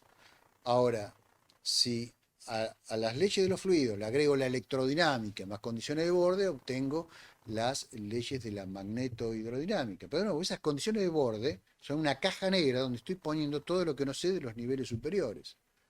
Las leyes de la mecánica cuántica más condiciones de borde me dan las leyes de la química, ¿sí? Y bueno, probablemente las leyes de la física más las de la química más condiciones de borde increíblemente complejas que no entendemos nos darían las leyes biológicas cuantitativas, ¿sí? Como no podemos conocer completamente cuáles son esas condiciones iniciales y de borde en los casos biológicos, la mayor parte de las formulaciones tentativas de leyes biológicas que hay hoy en día, o sea, restricciones sobre los espacios de estado de los sistemas biológicos, son básicamente cualitativas, ¿sí? Bueno, esto es básicamente lo que acabo de decir. Entonces, por ejemplo, en el caso de la biología, un candidato a ley biológica podría ser una ley de la evolución, ¿sí? Ahora, ¿cómo se formula esa ley? Bueno, una posible formulación es que toda población de organismos biológicos va a evolucionar genéticamente hacia el estado de mejor adaptación al medio. Bueno, bárbaro, pero ¿qué predicción hago con eso? Ninguna, ¿sí? ¿Por qué? Porque no estoy especificando los mecanismos que restringen desde otros niveles. Y imagínense la complejidad del entorno de una biopoblación, ¿no es cierto? O sea, es algo que es muy difícil meter en una condición de contorno de un sistema simple de ecuación. Entonces, la propia complejidad del problema hace que sea muy difícil formular leyes cuantitativas en el caso de la biología y también en el caso de las ciencias sociales. Yo creo que las ciencias sociales aún están en la búsqueda de poder formular leyes precisas que obedezcan diferentes sociedades y diferentes subsistemas dentro de las sociedades. Pero imaginen ustedes la complejidad de lograr leyes que apliquen a verdaderas clases de subsistemas sociales, ¿no? Imaginen la complejidad de las condiciones de contorno, por ejemplo, de una cultura o de una familia o de una población, de una ciudad, etcétera, etcétera, ¿sí? Hay aproximaciones fenomenológicas, por supuesto, a, digamos, posibles leyes de ámbito que van en ámbitos muy restringidos, ¿sí? Pero excepto en la economía, en algunos aspectos de la sociología, leyes cuantitativas muy restringidas a un ámbito muy pequeño y solamente aproximadas no son conocidas. Bueno, ya para ir terminando, permítame decir unas palabras sobre las leyes metafísicas. ¿Se acuerdan que yo hablé de leyes metafísicas? Bueno, y les dije, bueno, uno era el principio de razón suficiente y el otro el principio de mínima acción, ¿sí? Entonces, el principio de mínima acción, en mi opinión, no se entiende claramente muchas veces en los cursos de física y por eso quisiera explicarlo, por si a alguno de ustedes les interesa esto. Básicamente lo que afirma el principio de mínima acción es que todo proceso natural libre ocurre de tal manera que una cantidad que se llama la acción es mínima. Esa acción se define como la integral sobre el tiempo del lagrangiano de un sistema. No, no se asusten. ¿Qué es el lagrangiano de un sistema? Es la diferencia básicamente entre la energía cinética y la energía potencial. O sea, esa diferencia es la energía que está libre para hacer trabajo, ¿sí? Si el lagrangiano es cero, el sistema no puede hacer trabajo y es perfectamente estable. No se pueden producir, no puede producir cambios. Ahora, si el lagrangiano es distinto de cero, entonces yo lo que puedo hacer es integrarlo en el tiempo. Y fíjense que lo que voy a estar integrando básicamente es la energía disponible para hacer trabajo sobre un lapso de tiempo. ¿Y eso qué es lo que me da? Y el trabajo lo que hace es producir cambios. Entonces lo que me hace es dar una medida de la cantidad de cambio que produce el sistema durante ese tiempo. Entonces, el principio de mínima acción, que yo entiendo que es un principio metafísico, lo que me dice es que la naturaleza de tal manera que cuando un sistema está libre, la cantidad de cambios que produce es la menor que se puede producir respecto a todas las otras alternativas de comportamiento del sistema, ¿sí? Entonces, eso es un principio metafísico. ¿Y lo podemos poner a prueba? Sí, claro que lo podemos poner a prueba. De hecho, esto es extraordinariamente efectivo porque nos permite deducir, por ejemplo, las ecuaciones dinámicas de la teoría de campo, ¿cierto? El problema es encontrar la formulación adecuada de los lagrangianos para el caso de los campos. En el caso de los campos es más difícil, es el segundo, es este que está acá, ¿sí? Pero bueno, se puede hacer porque podemos hacer, uy, toqué ahí, es increíble que toque la pared y se rompa ya, ¿no? Eso viola cualquier ley de la física, pero bueno. Muy bien, entonces esto sería un ejemplo de ley, de principio, perdón, metafísico, en mi opinión, puedo estar totalmente equivocado, por supuesto. Bueno, y después hay otra pregunta que aparece ahí en la Wikipedia también y que a veces da lugar a malentendidos, que es el siguiente. ¿Las leyes de la matemática son leyes naturales también? En mi opinión, no, ¿sí? Porque las leyes de la matemática en sí mismas no restringen digamos, el espacio de estados de ningún sistema material. O sea, las leyes de la matemática básicamente surgen de estipulaciones que se hacen en el marco de teorías matemáticas, ¿sí? Incluso no son universalmente válidas, sino que valen en el ámbito de aplicación de los axiomas correspondientes. Por ejemplo, que A por B menos B por A, o sea igual a cero, o sea, eso es válido, por ejemplo, para los números reales, pero no es válido ni para las matrices ni para álgebras no conmutativas. O sea, depende del contexto donde se introducen las estipulaciones constitutivas de las expresiones matemáticas. Lo cual no quiere decir que las matemáticas no tengan una enorme complejidad y de que a partir de los axiomas matemáticos podamos inmediatamente inferir todas las consecuencias. En absoluto tenemos inteligencia limitada y por eso es que hace falta investigación en matemática para poder ver cuáles son las implicaciones de las hipótesis realizadas, ¿sí? Incluso hay montones de ramas de la matemática que no tienen una aplicación directa a el mundo físico, ¿sí? Sino que son sistemas en la medida de lo posible consistentes, muchos de ellos están en desarrollo, por lo tanto pueden aún contener inconsistencias, pero no entiendo que no son leyes naturales, ¿sí? Son sistemas de estipulaciones que se basan en convenciones. Bueno, y para terminar está el tema este de si las leyes pueden cambiar con el tiempo, si pueden emerger, si pueden desaparecer, etcétera.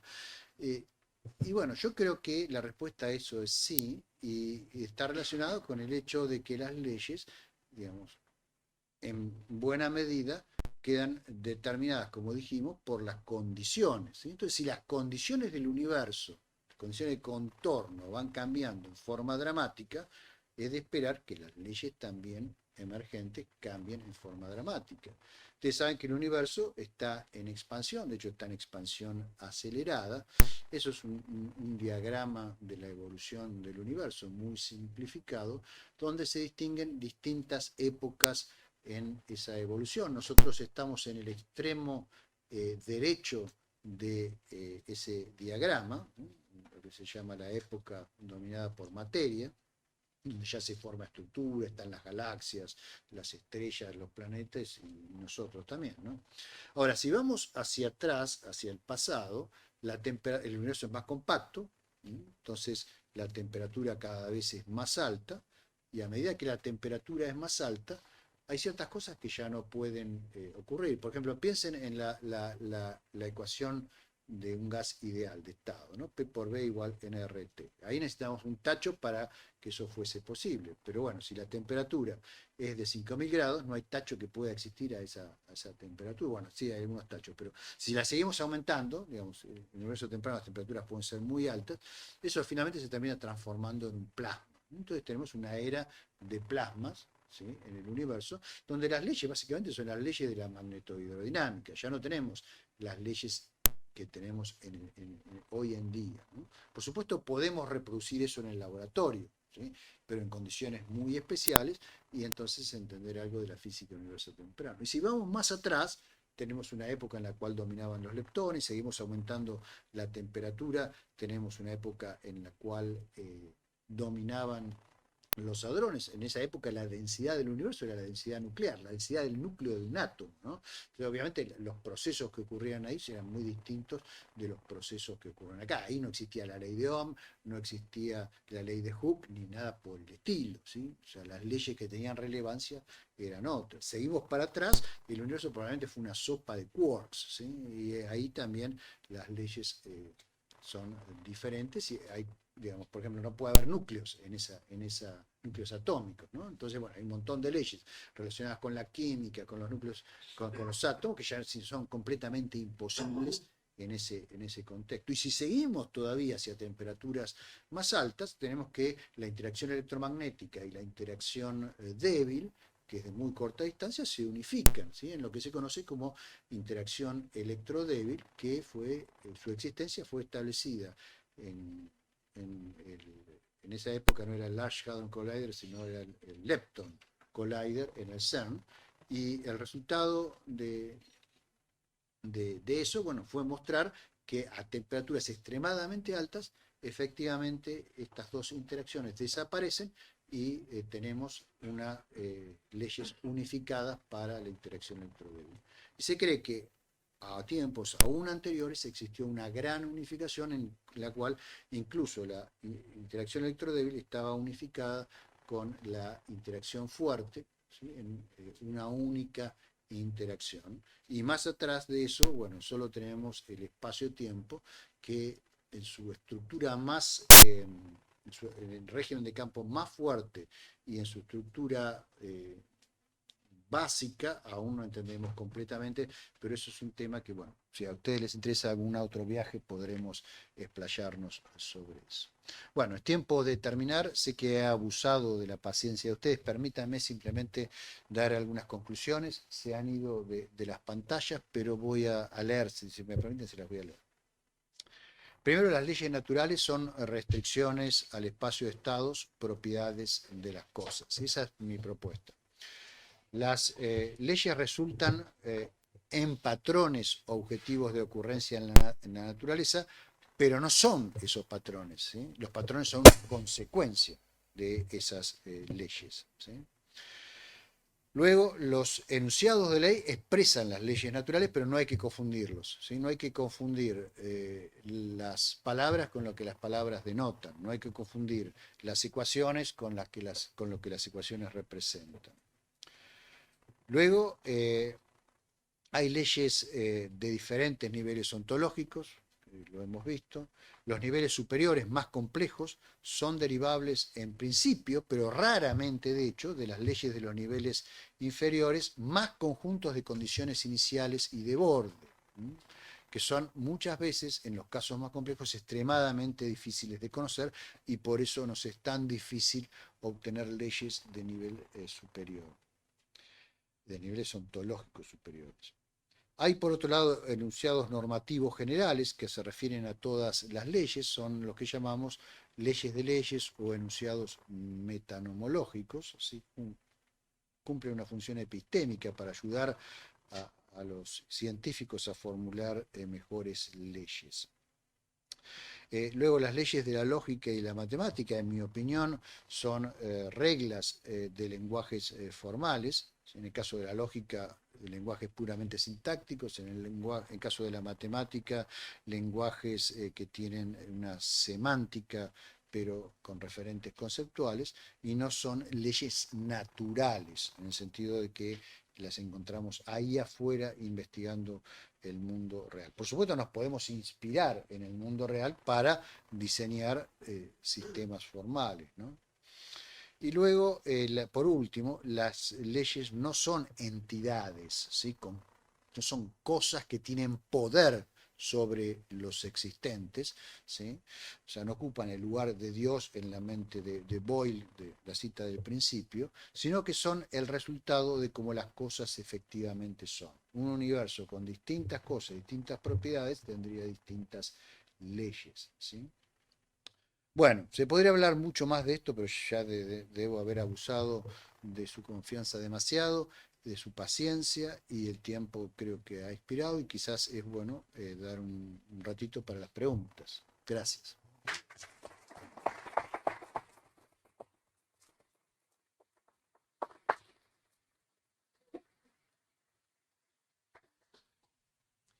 Pues muchísimas gracias, Gustavo. Supongo que como ha sido todo muy sencillito, muy clarito, muy evidente, muy intuitivo, estamos todos de acuerdo, pues no habrá muchas preguntas, pero a lo mejor hay alguna. Así que adelante. Yo soy el encargado de tomar lista. ¿Ves?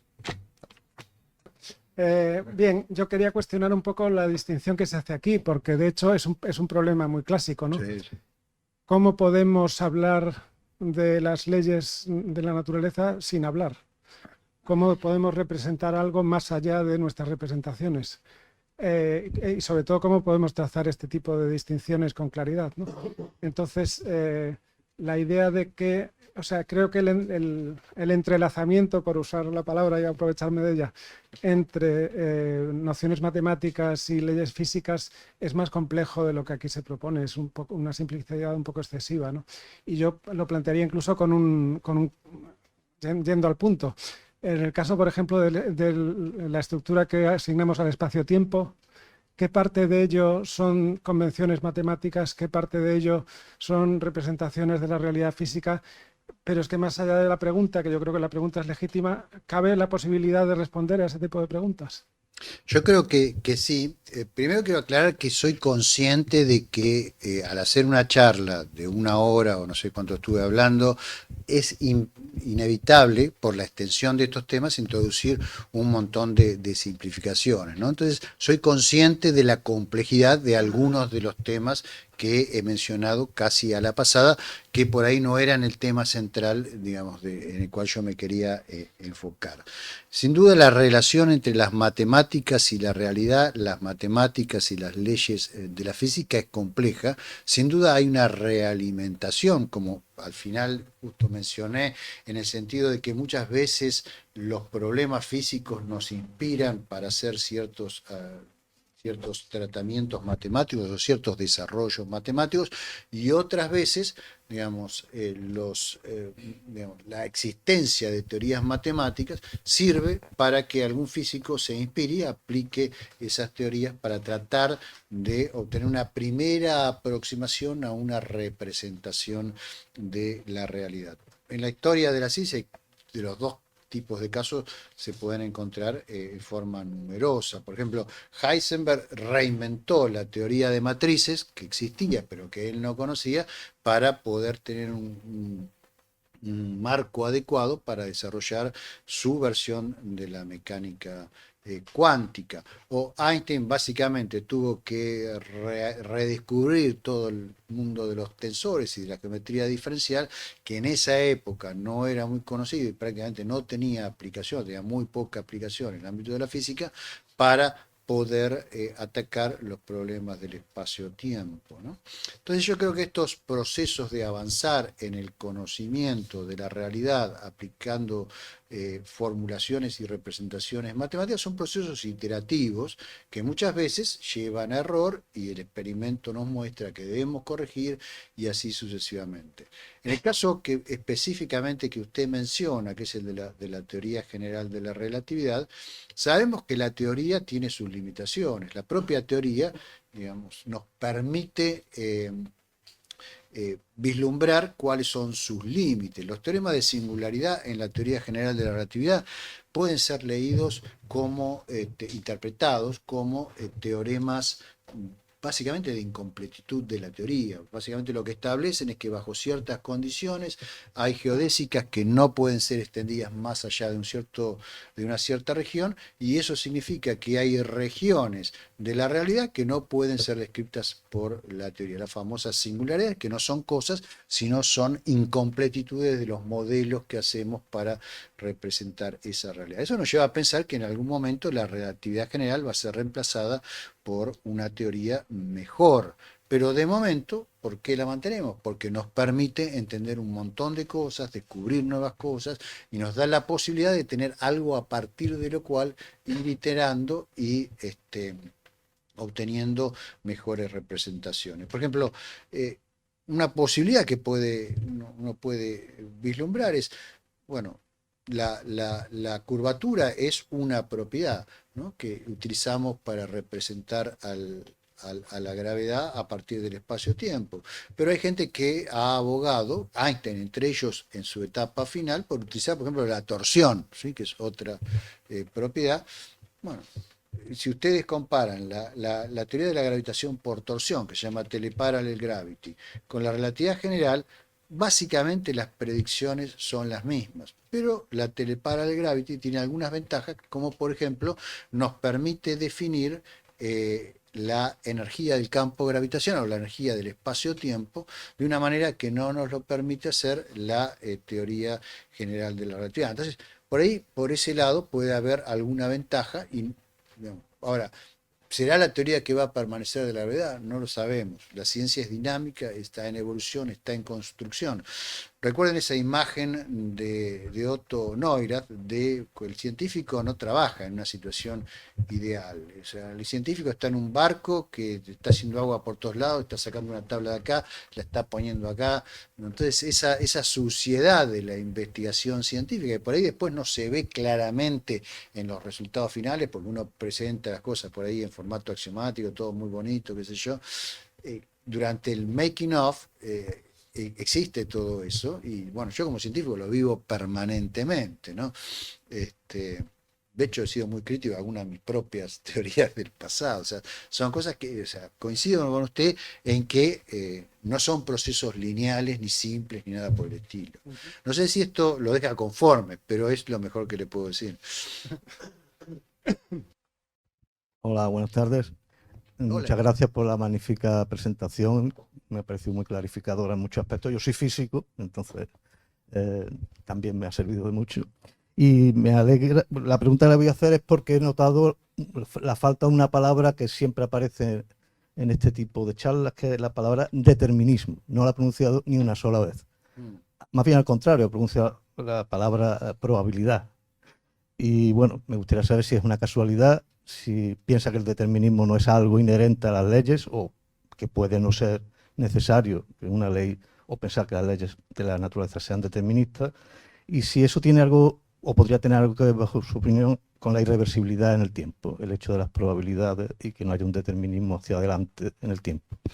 Bien, a ver, no, sí, no mencioné intencionalmente el tema del determinismo porque el jueves voy a hablar bastante de determinismo en el departamento de física, y por otra razón que la palabra determinismo es extremadamente vaga, se puede definir de distintas maneras. Hay un determinismo epistémico que está relacionado con nuestra capacidad de predecir o de retrodecir a partir de una cierta superficie de Cauchy, dando evolución a las ecuaciones de la física, qué es lo que va a pasar. Eso es epistémico, pero por otro lado hay una concepción ontológica del determinismo que sostiene que los hechos, los sucesos, perdón, básicamente existen y están ligados de una determinada manera que es fija e inamovible.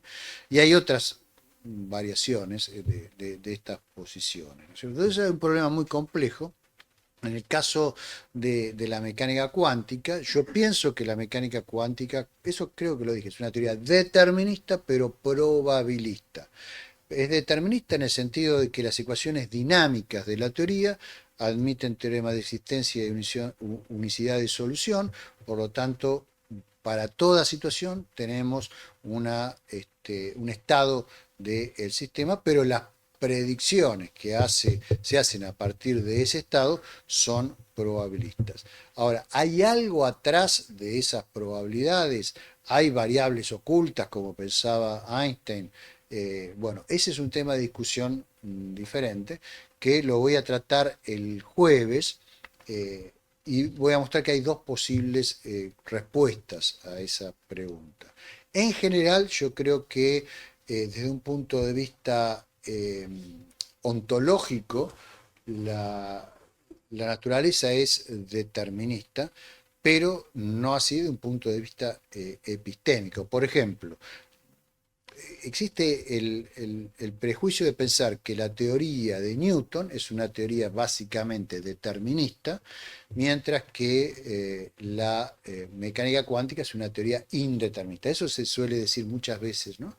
Y en mi opinión es lo opuesto. O sea, la mecánica cuántica es una teoría muy determinista, pero probabilista, y la teoría de Newton es una teoría completamente indeterminista. ¿Sí? Basta pensar en el hecho de que no hay un límite superior a las velocidades de los sistemas físicos en la teoría de Newton.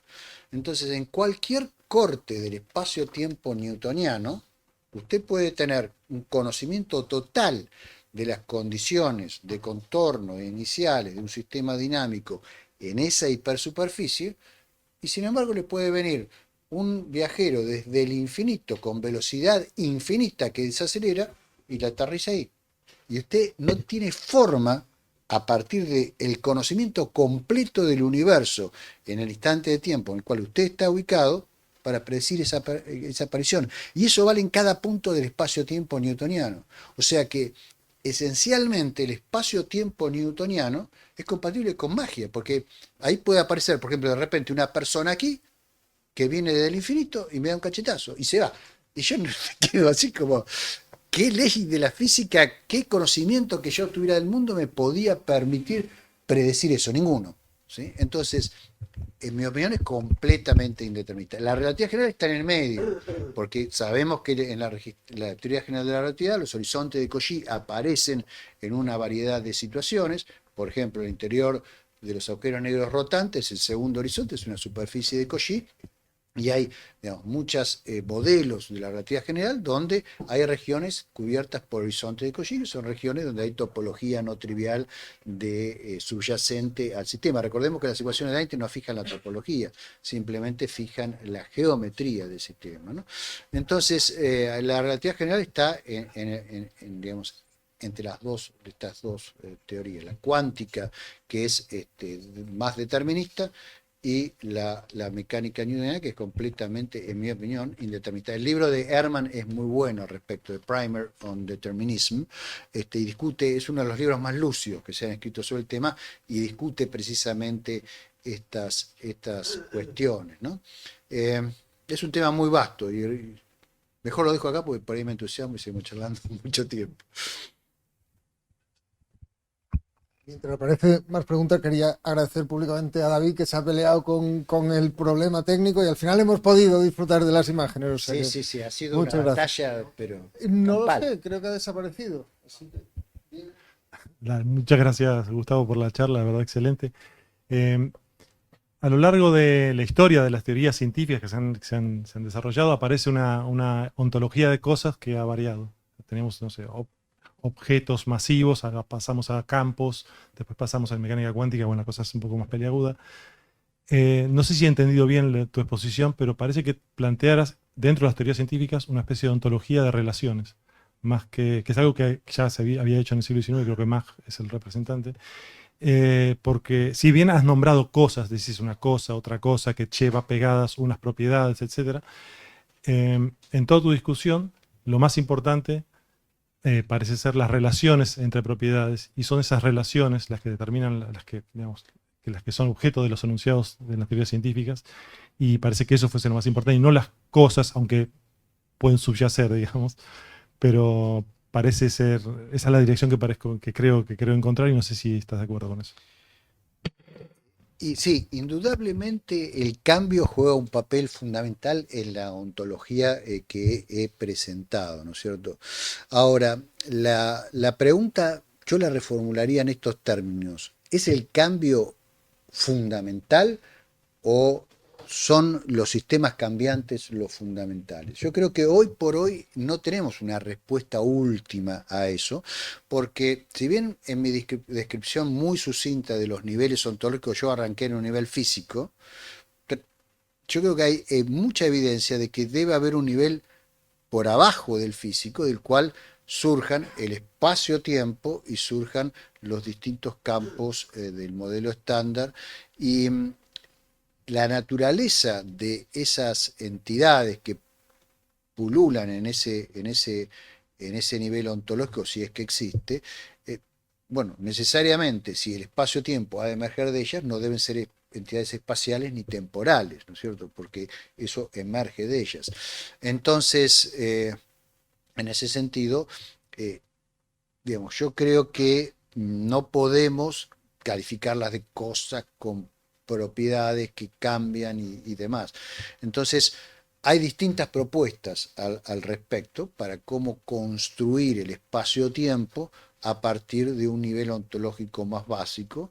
Una es una posibilidad de una especie de sustrato formado por algo que podríamos llamar eventos. Yo tengo un trabajo sobre eso, pero le llamo timeless event, porque insisto que un evento inmediatamente evoca un cambio en el tiempo, ¿no? Pero en este caso sería, el tiempo todavía no existe, ¿no? Entonces básicamente son entidades que simplemente se asocian de determinadas maneras, y hay reglas para esa asociación, que serían las leyes de ese nivel, y el clustering de esas entidades, bueno, pueden surgir cosas como la curvatura, digamos, se puede llegar a un nivel de que se aproxima a lo continuo, y en ese nivel ya de aproximación a continuo puede emerger cosas como la curvatura, o pueden emerger la energía y el momento, los sistemas, lo que llamamos sistemas materiales, ¿no? Entonces, eso sería una especie de teoría de eventos, pero no en el sentido exacto de un evento en el espacio-tiempo, sino sería algo previo, ¿sí?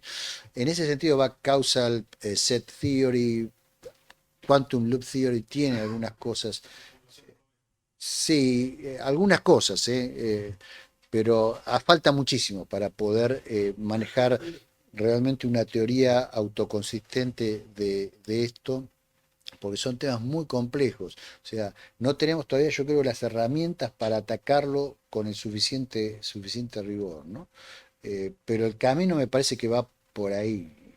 y que lamentablemente se perdió mucho tiempo con la teoría de cuerdas, que presupone, o sea, ustedes saben, la teoría de cuerdas es background dependent, presupone la existencia del espacio-tiempo. Entonces es imposible que sea una teoría última de las cosas, ¿no? Porque el espacio-tiempo tiene energía, transmite energía, lo podemos perturbar, lo podemos manipular.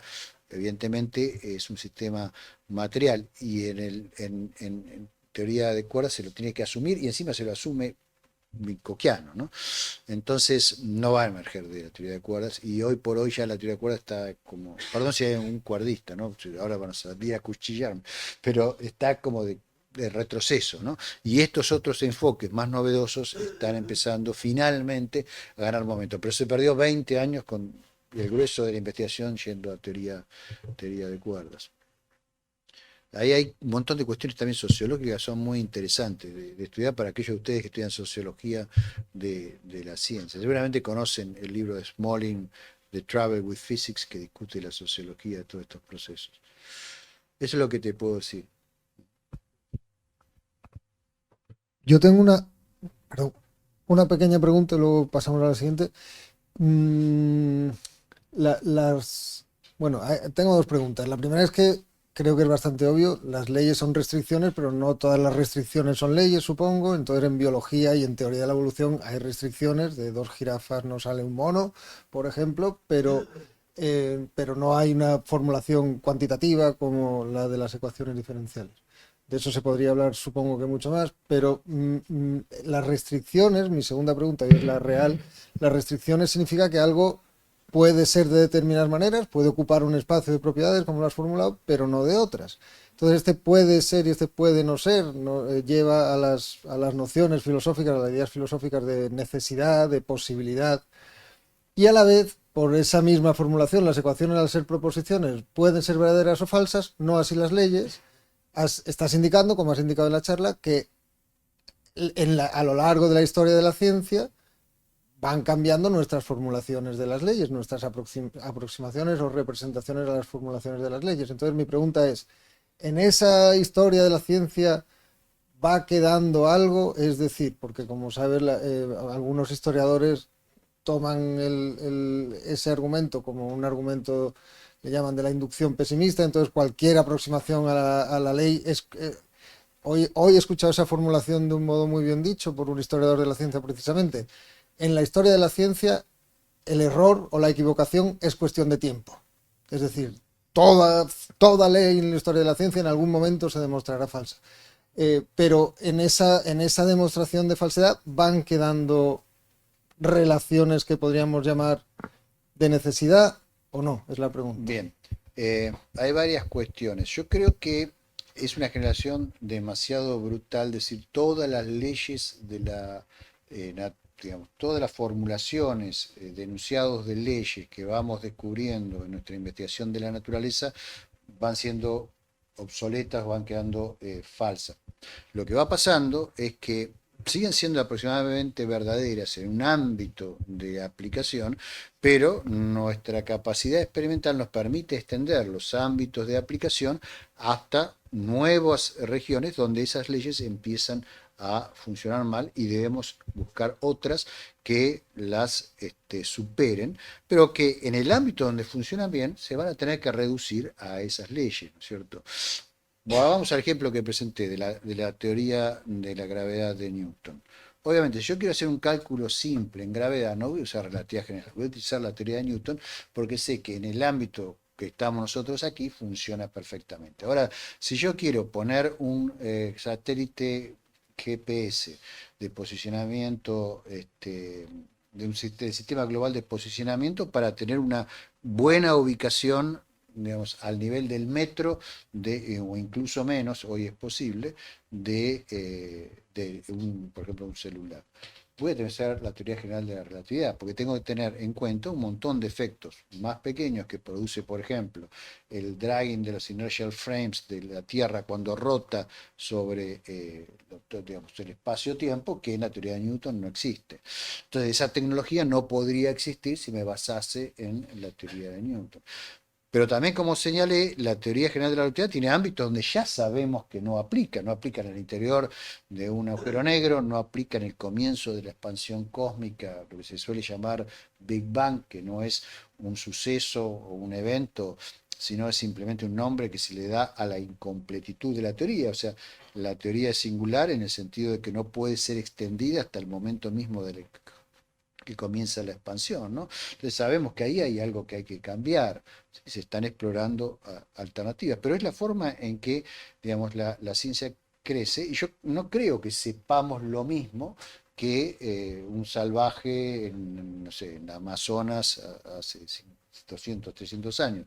Evidentemente hemos aprendido a hacer cosas y eso se ve en la tecnología que manipulamos, en los nuevos descubrimientos que hacemos, en el entendimiento que tenemos de la realidad, que por supuesto es imperfecto, pero es perfectible, ¿sí? Por estos procesos de iteración. No sé si eso te responde. Sí, totalmente de acuerdo además, excepto que quería que te mojaras un poco más con las nociones de necesidad y posibilidad, si te da tiempo. O sea, tu Es decir, pregunta el sería, principio de Arquímedes, ¿qué ¿las grado? leyes son necesarias o el no? principio Hay de una sí. necesidad física, esa sería, o hay una necesidad ontológica. Bueno, parece que según lo que has dicho, tiene que haberla, claro. Tiene que haberla, pero hay un nivel de contingencia, sin embargo. Ujú. ¿Por qué? Porque yo sostuve o sostengo que las restricciones no surgen de la nada, surgen de las cosas existentes. Entonces, es contingente a lo que existe. Y si lo que existe cambia, porque por ejemplo las condiciones del universo pueden cambiar debido a que es un sistema dinámico, entonces los constituyentes del universo van a estar regidos por leyes que también pueden ir evolucionando con el tiempo. Entonces, es cierto que hay una necesidad ontológica, pero es interna a la constitución del sistema. Si cambia el sistema, ahí tenemos una contingencia, ¿no? Entonces no es blanco y negro. Sí, sí, perfectamente. Hola.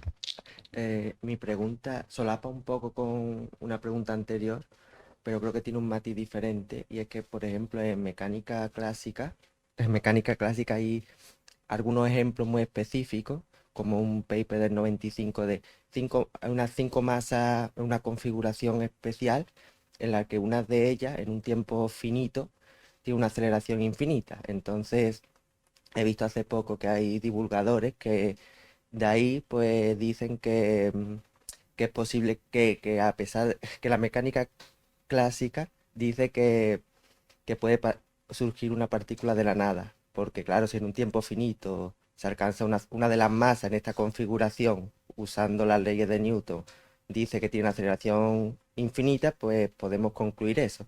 Y mi cuestión es que yo iría al contrario, que es como más un límite de la validez de esa teoría física a ese ejemplo concreto, o es que el enunciado de ley ahí falla, que es lo que... No sé si me he explicado bien, Sí, creo que... más o menos. Yo lo que te diría es que no creo que en la teoría newtoniana pueda aparecer algo de la nada. Lo que puede aparecer es lo que yo llamé un invasor del infinito, o sea, alguien que tiene una velocidad infinita y por lo tanto es completamente imposible de predecir su existencia con un conocimiento total de una superficie que está en el pasado del momento en que ese invasor del infinito empieza a desacelerar hasta tener velocidad cero y por lo tanto aparece de repente acá, por ejemplo, pero eso es no es una aparición de la nada, sino es un proceso que se da dentro de esa teoría porque no tiene límites a la velocidad de propagación de las interacciones, que claramente entra en colisión con lo que hoy sabemos del mundo físico.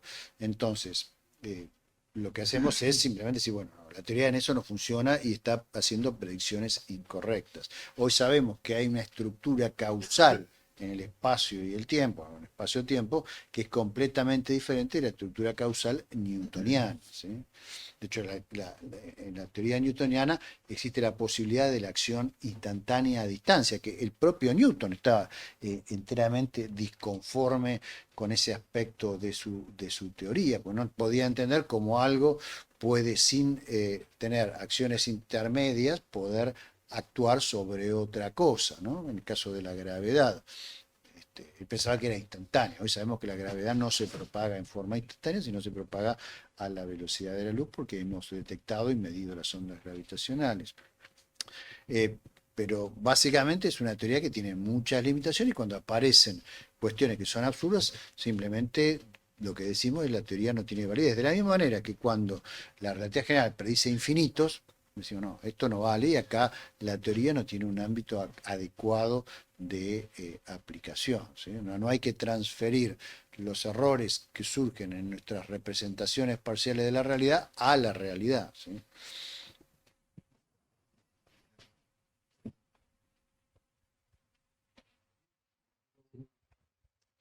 Muchas gracias por la charla. La he disfrutado mucho, pero al mismo tiempo me ha dejado un cierto desasosiego. Yo soy físico experimental y generalmente lo que hacemos en el laboratorio es intentar comprender nuestras medidas a través de modelos. Si observamos algo realmente nuevo, intentar ver si podemos desarrollar modelos. Hablamos con teóricos para desarrollar modelos. La sensación que me ha dejado tu charla al final es como que realmente, claro, todos estos modelos son matemáticas realmente, ¿no? Podemos describirlos con palabras, pero los expresamos matemáticamente. Sí, son matemáticas y también son semánticas, porque la matemática sola, sin la semántica, no está conectada con la realidad, ¿no es cierto? Cierto, Entonces, de acuerdo, efectivamente. Escribimos unas ecuaciones y decimos, estos son atrapamiento en representa electrones, tal esto cosa, exactamente, esto otro, tal una otro. recombinación radiativa, no radiativa, etcétera. De todas formas, después de escucharte, tengo la sensación de que tu idea de lo que realmente, que la naturaleza de lo que realmente estamos estudiando, sea lo que sea, las cosas, es realmente caótica. Y estamos intentando, de alguna forma, o sea, las matemáticas acaban siendo como una aproximación imperfecta, un intento de conseguir algo que no podemos lograr nunca, porque de hecho, y muy al principio has descrito algo que es verdad que vemos muchas veces. Aplicamos un modelo y casi siempre hay una desviación con respecto al modelo. Claro. Eso es así. Y vas buscando en tu aparato a ver qué error Sí. sistemático tenés. O si le falta algo a mi modelo, ¿Sí? que es confiar en que finalmente todo se rige por un modelo, ¿no? También. E intentar corregir el modelo hasta que encuentras ese ajuste, ¿no? Entonces, no sé, ¿puedes comentar sobre esto? ¿Cuál es, o sea, tu idea es realmente... Tu idea... No, sí, entiendo tu punto. Yo no creo que la realidad sea completamente caótica. Por supuesto, hay sistemas caóticos, son sistemas no lineales, en los cuales pequeñas perturbaciones en las condiciones iniciales producen enormes perturbaciones en la evolución dinámica del sistema, lo cual lo vuelve en la práctica completamente impredecible, pero esos sistemas son totalmente deterministas, si no, no serían caóticos, porque si no, no se propagarían las incertezas en las condiciones iniciales a través de la evolución, ¿no? Entonces no creo que la realidad sea caótica, tiene aspectos por supuesto que son caóticos en este sentido específico, pero sí creo, y creo que todos vamos a estar de acuerdo con esto, que la realidad es extremadamente compleja, el mundo es complejo, el universo es asquerosamente complejo, entonces es muy difícil comprenderlo. Y yo creo que hay una razón para pensar que el cerebro humano no puede comprender en forma completa al universo. Y la razón es extremadamente sencilla. El ser humano es parte del universo y el número de constituyentes y de posibles combinaciones que tenemos en las componentes de nuestro cerebro es extremadamente menor de la cantidad de constituyentes y combinaciones posibles en el universo. Entonces es imposible mapear el todo en una parte del todo, ¿sí? Eso hace que desesperemos, no, en absoluto, porque no nos interesa entender todo, ¿sí? Por ejemplo, no me interesa saber exactamente cuál era la velocidad del viento en Marte hoy a la tarde en el polo sur del planeta, ¿sí? Conocimiento que es irrelevante. O cuál fue el valor del viento solar, no sé, en Júpiter. O sea, lo que nos interesa saber son cosas más generales, cosas que nos permiten tener un entendimiento profundo en el sentido de que cuando querramos adquirir un conocimiento particular estemos en condiciones de hacerlo, pero no necesariamente conocer todo. Yo sé que esto es ingrato, a uno le gustaría ser omnisciente, entender todo, pero la ciencia es una construcción humana, los seres humanos son imperfectos, los cerebros de los seres humanos, digamos, son el resultado de una cierta evolución, están llenos de bugs, de problemas. No es fácil hacer reconstrucciones conceptuales de algo que es extremadamente complejo. Hacemos lo posible y yo creo que lo hemos hecho por lo menos en los últimos 400 años extremadamente bien, ¿no es cierto? El hecho de que podamos colisionar partículas en el Large Hadron Collider y tener, digamos, haber detectado el bosón de Higgs a partir de los productos de decaimiento que tienen escala, no sé, de 10 a la menos 28 segundos, vos sabrás mejor que yo los tiempos exactos, poder rastrear todo, son tecnologías increíbles y logramos cosas increíbles, las vamos perfeccionando y cada tanto hacemos macanas tremendas. Me acuerdo, por ejemplo, el experimento Ópera, lo recordarás quizá, que comunicaron haber detectado neutrinos supralumínicos producidos en el CERN en Italia. Yo leí eso y dije, acá es obvio que hay un error. Cualquier persona que está versada en física experimental sabe que hay un error ahí de algún tipo y lógicamente había un error con una cuestión de timing de una de las fibras ópticas y demás. A veces los científicos se van de entusiasmo, lo publican como que es un descubrimiento, después aparece la crítica, pero eso que es bueno porque muestra que el sistema reacciona críticamente, puede reconocer los errores y los supera. Algo similar pasó, por ejemplo, cuando BICEP 2 en el Polo Sur clamó haber detectado los modos B de la polarización del fondo cósmico de radiación, que son el producto de la propagación de ondas gravitacionales primordiales a través del plasma que había antes en el universo de la recombinación. Eso de nuevo resultó un análisis incorrecto de los datos porque no habían tenido en cuenta la contaminación suficientemente bien del polvo interestelar y entonces era un efecto de propagación y no estaban viendo la polarización primigenia, ¿no? Entonces, lo bueno es que podemos corregir, nos podemos dar cuenta, podemos entender las fuentes de errores, podemos cada vez conocer mejor nuestros instrumentos. Yo dirijo un instituto de radioastronomía, ¿no? Tenemos radiotelescopios gigantes ahí y entra toda clase de interferencia. A veces es muy difícil darnos cuenta si la interferencia es de origen humano, de que viene de afuera o es producida por resonancia en los propios instrumentos. O sea, es extremadamente, las tecnologías que usamos son extremadamente complejas y no las entendemos totalmente, ¿no? Pero nos vamos ingeniando para inventar métodos para eliminar las cosas que no son fiel reflejo de lo que está pasando en la naturaleza. Ahora con la inteligencia artificial, por ejemplo, en el ámbito que estaba mencionando, la radioastronomía, ha habido un avance enorme, porque vos tenés un ancho de banda muy grande, te entra toda clase de señales, algunas extraterrestres, pero muchísimas otras generadas por un tipo que tiene una radio clandestina a 2 kilómetros, ¿no?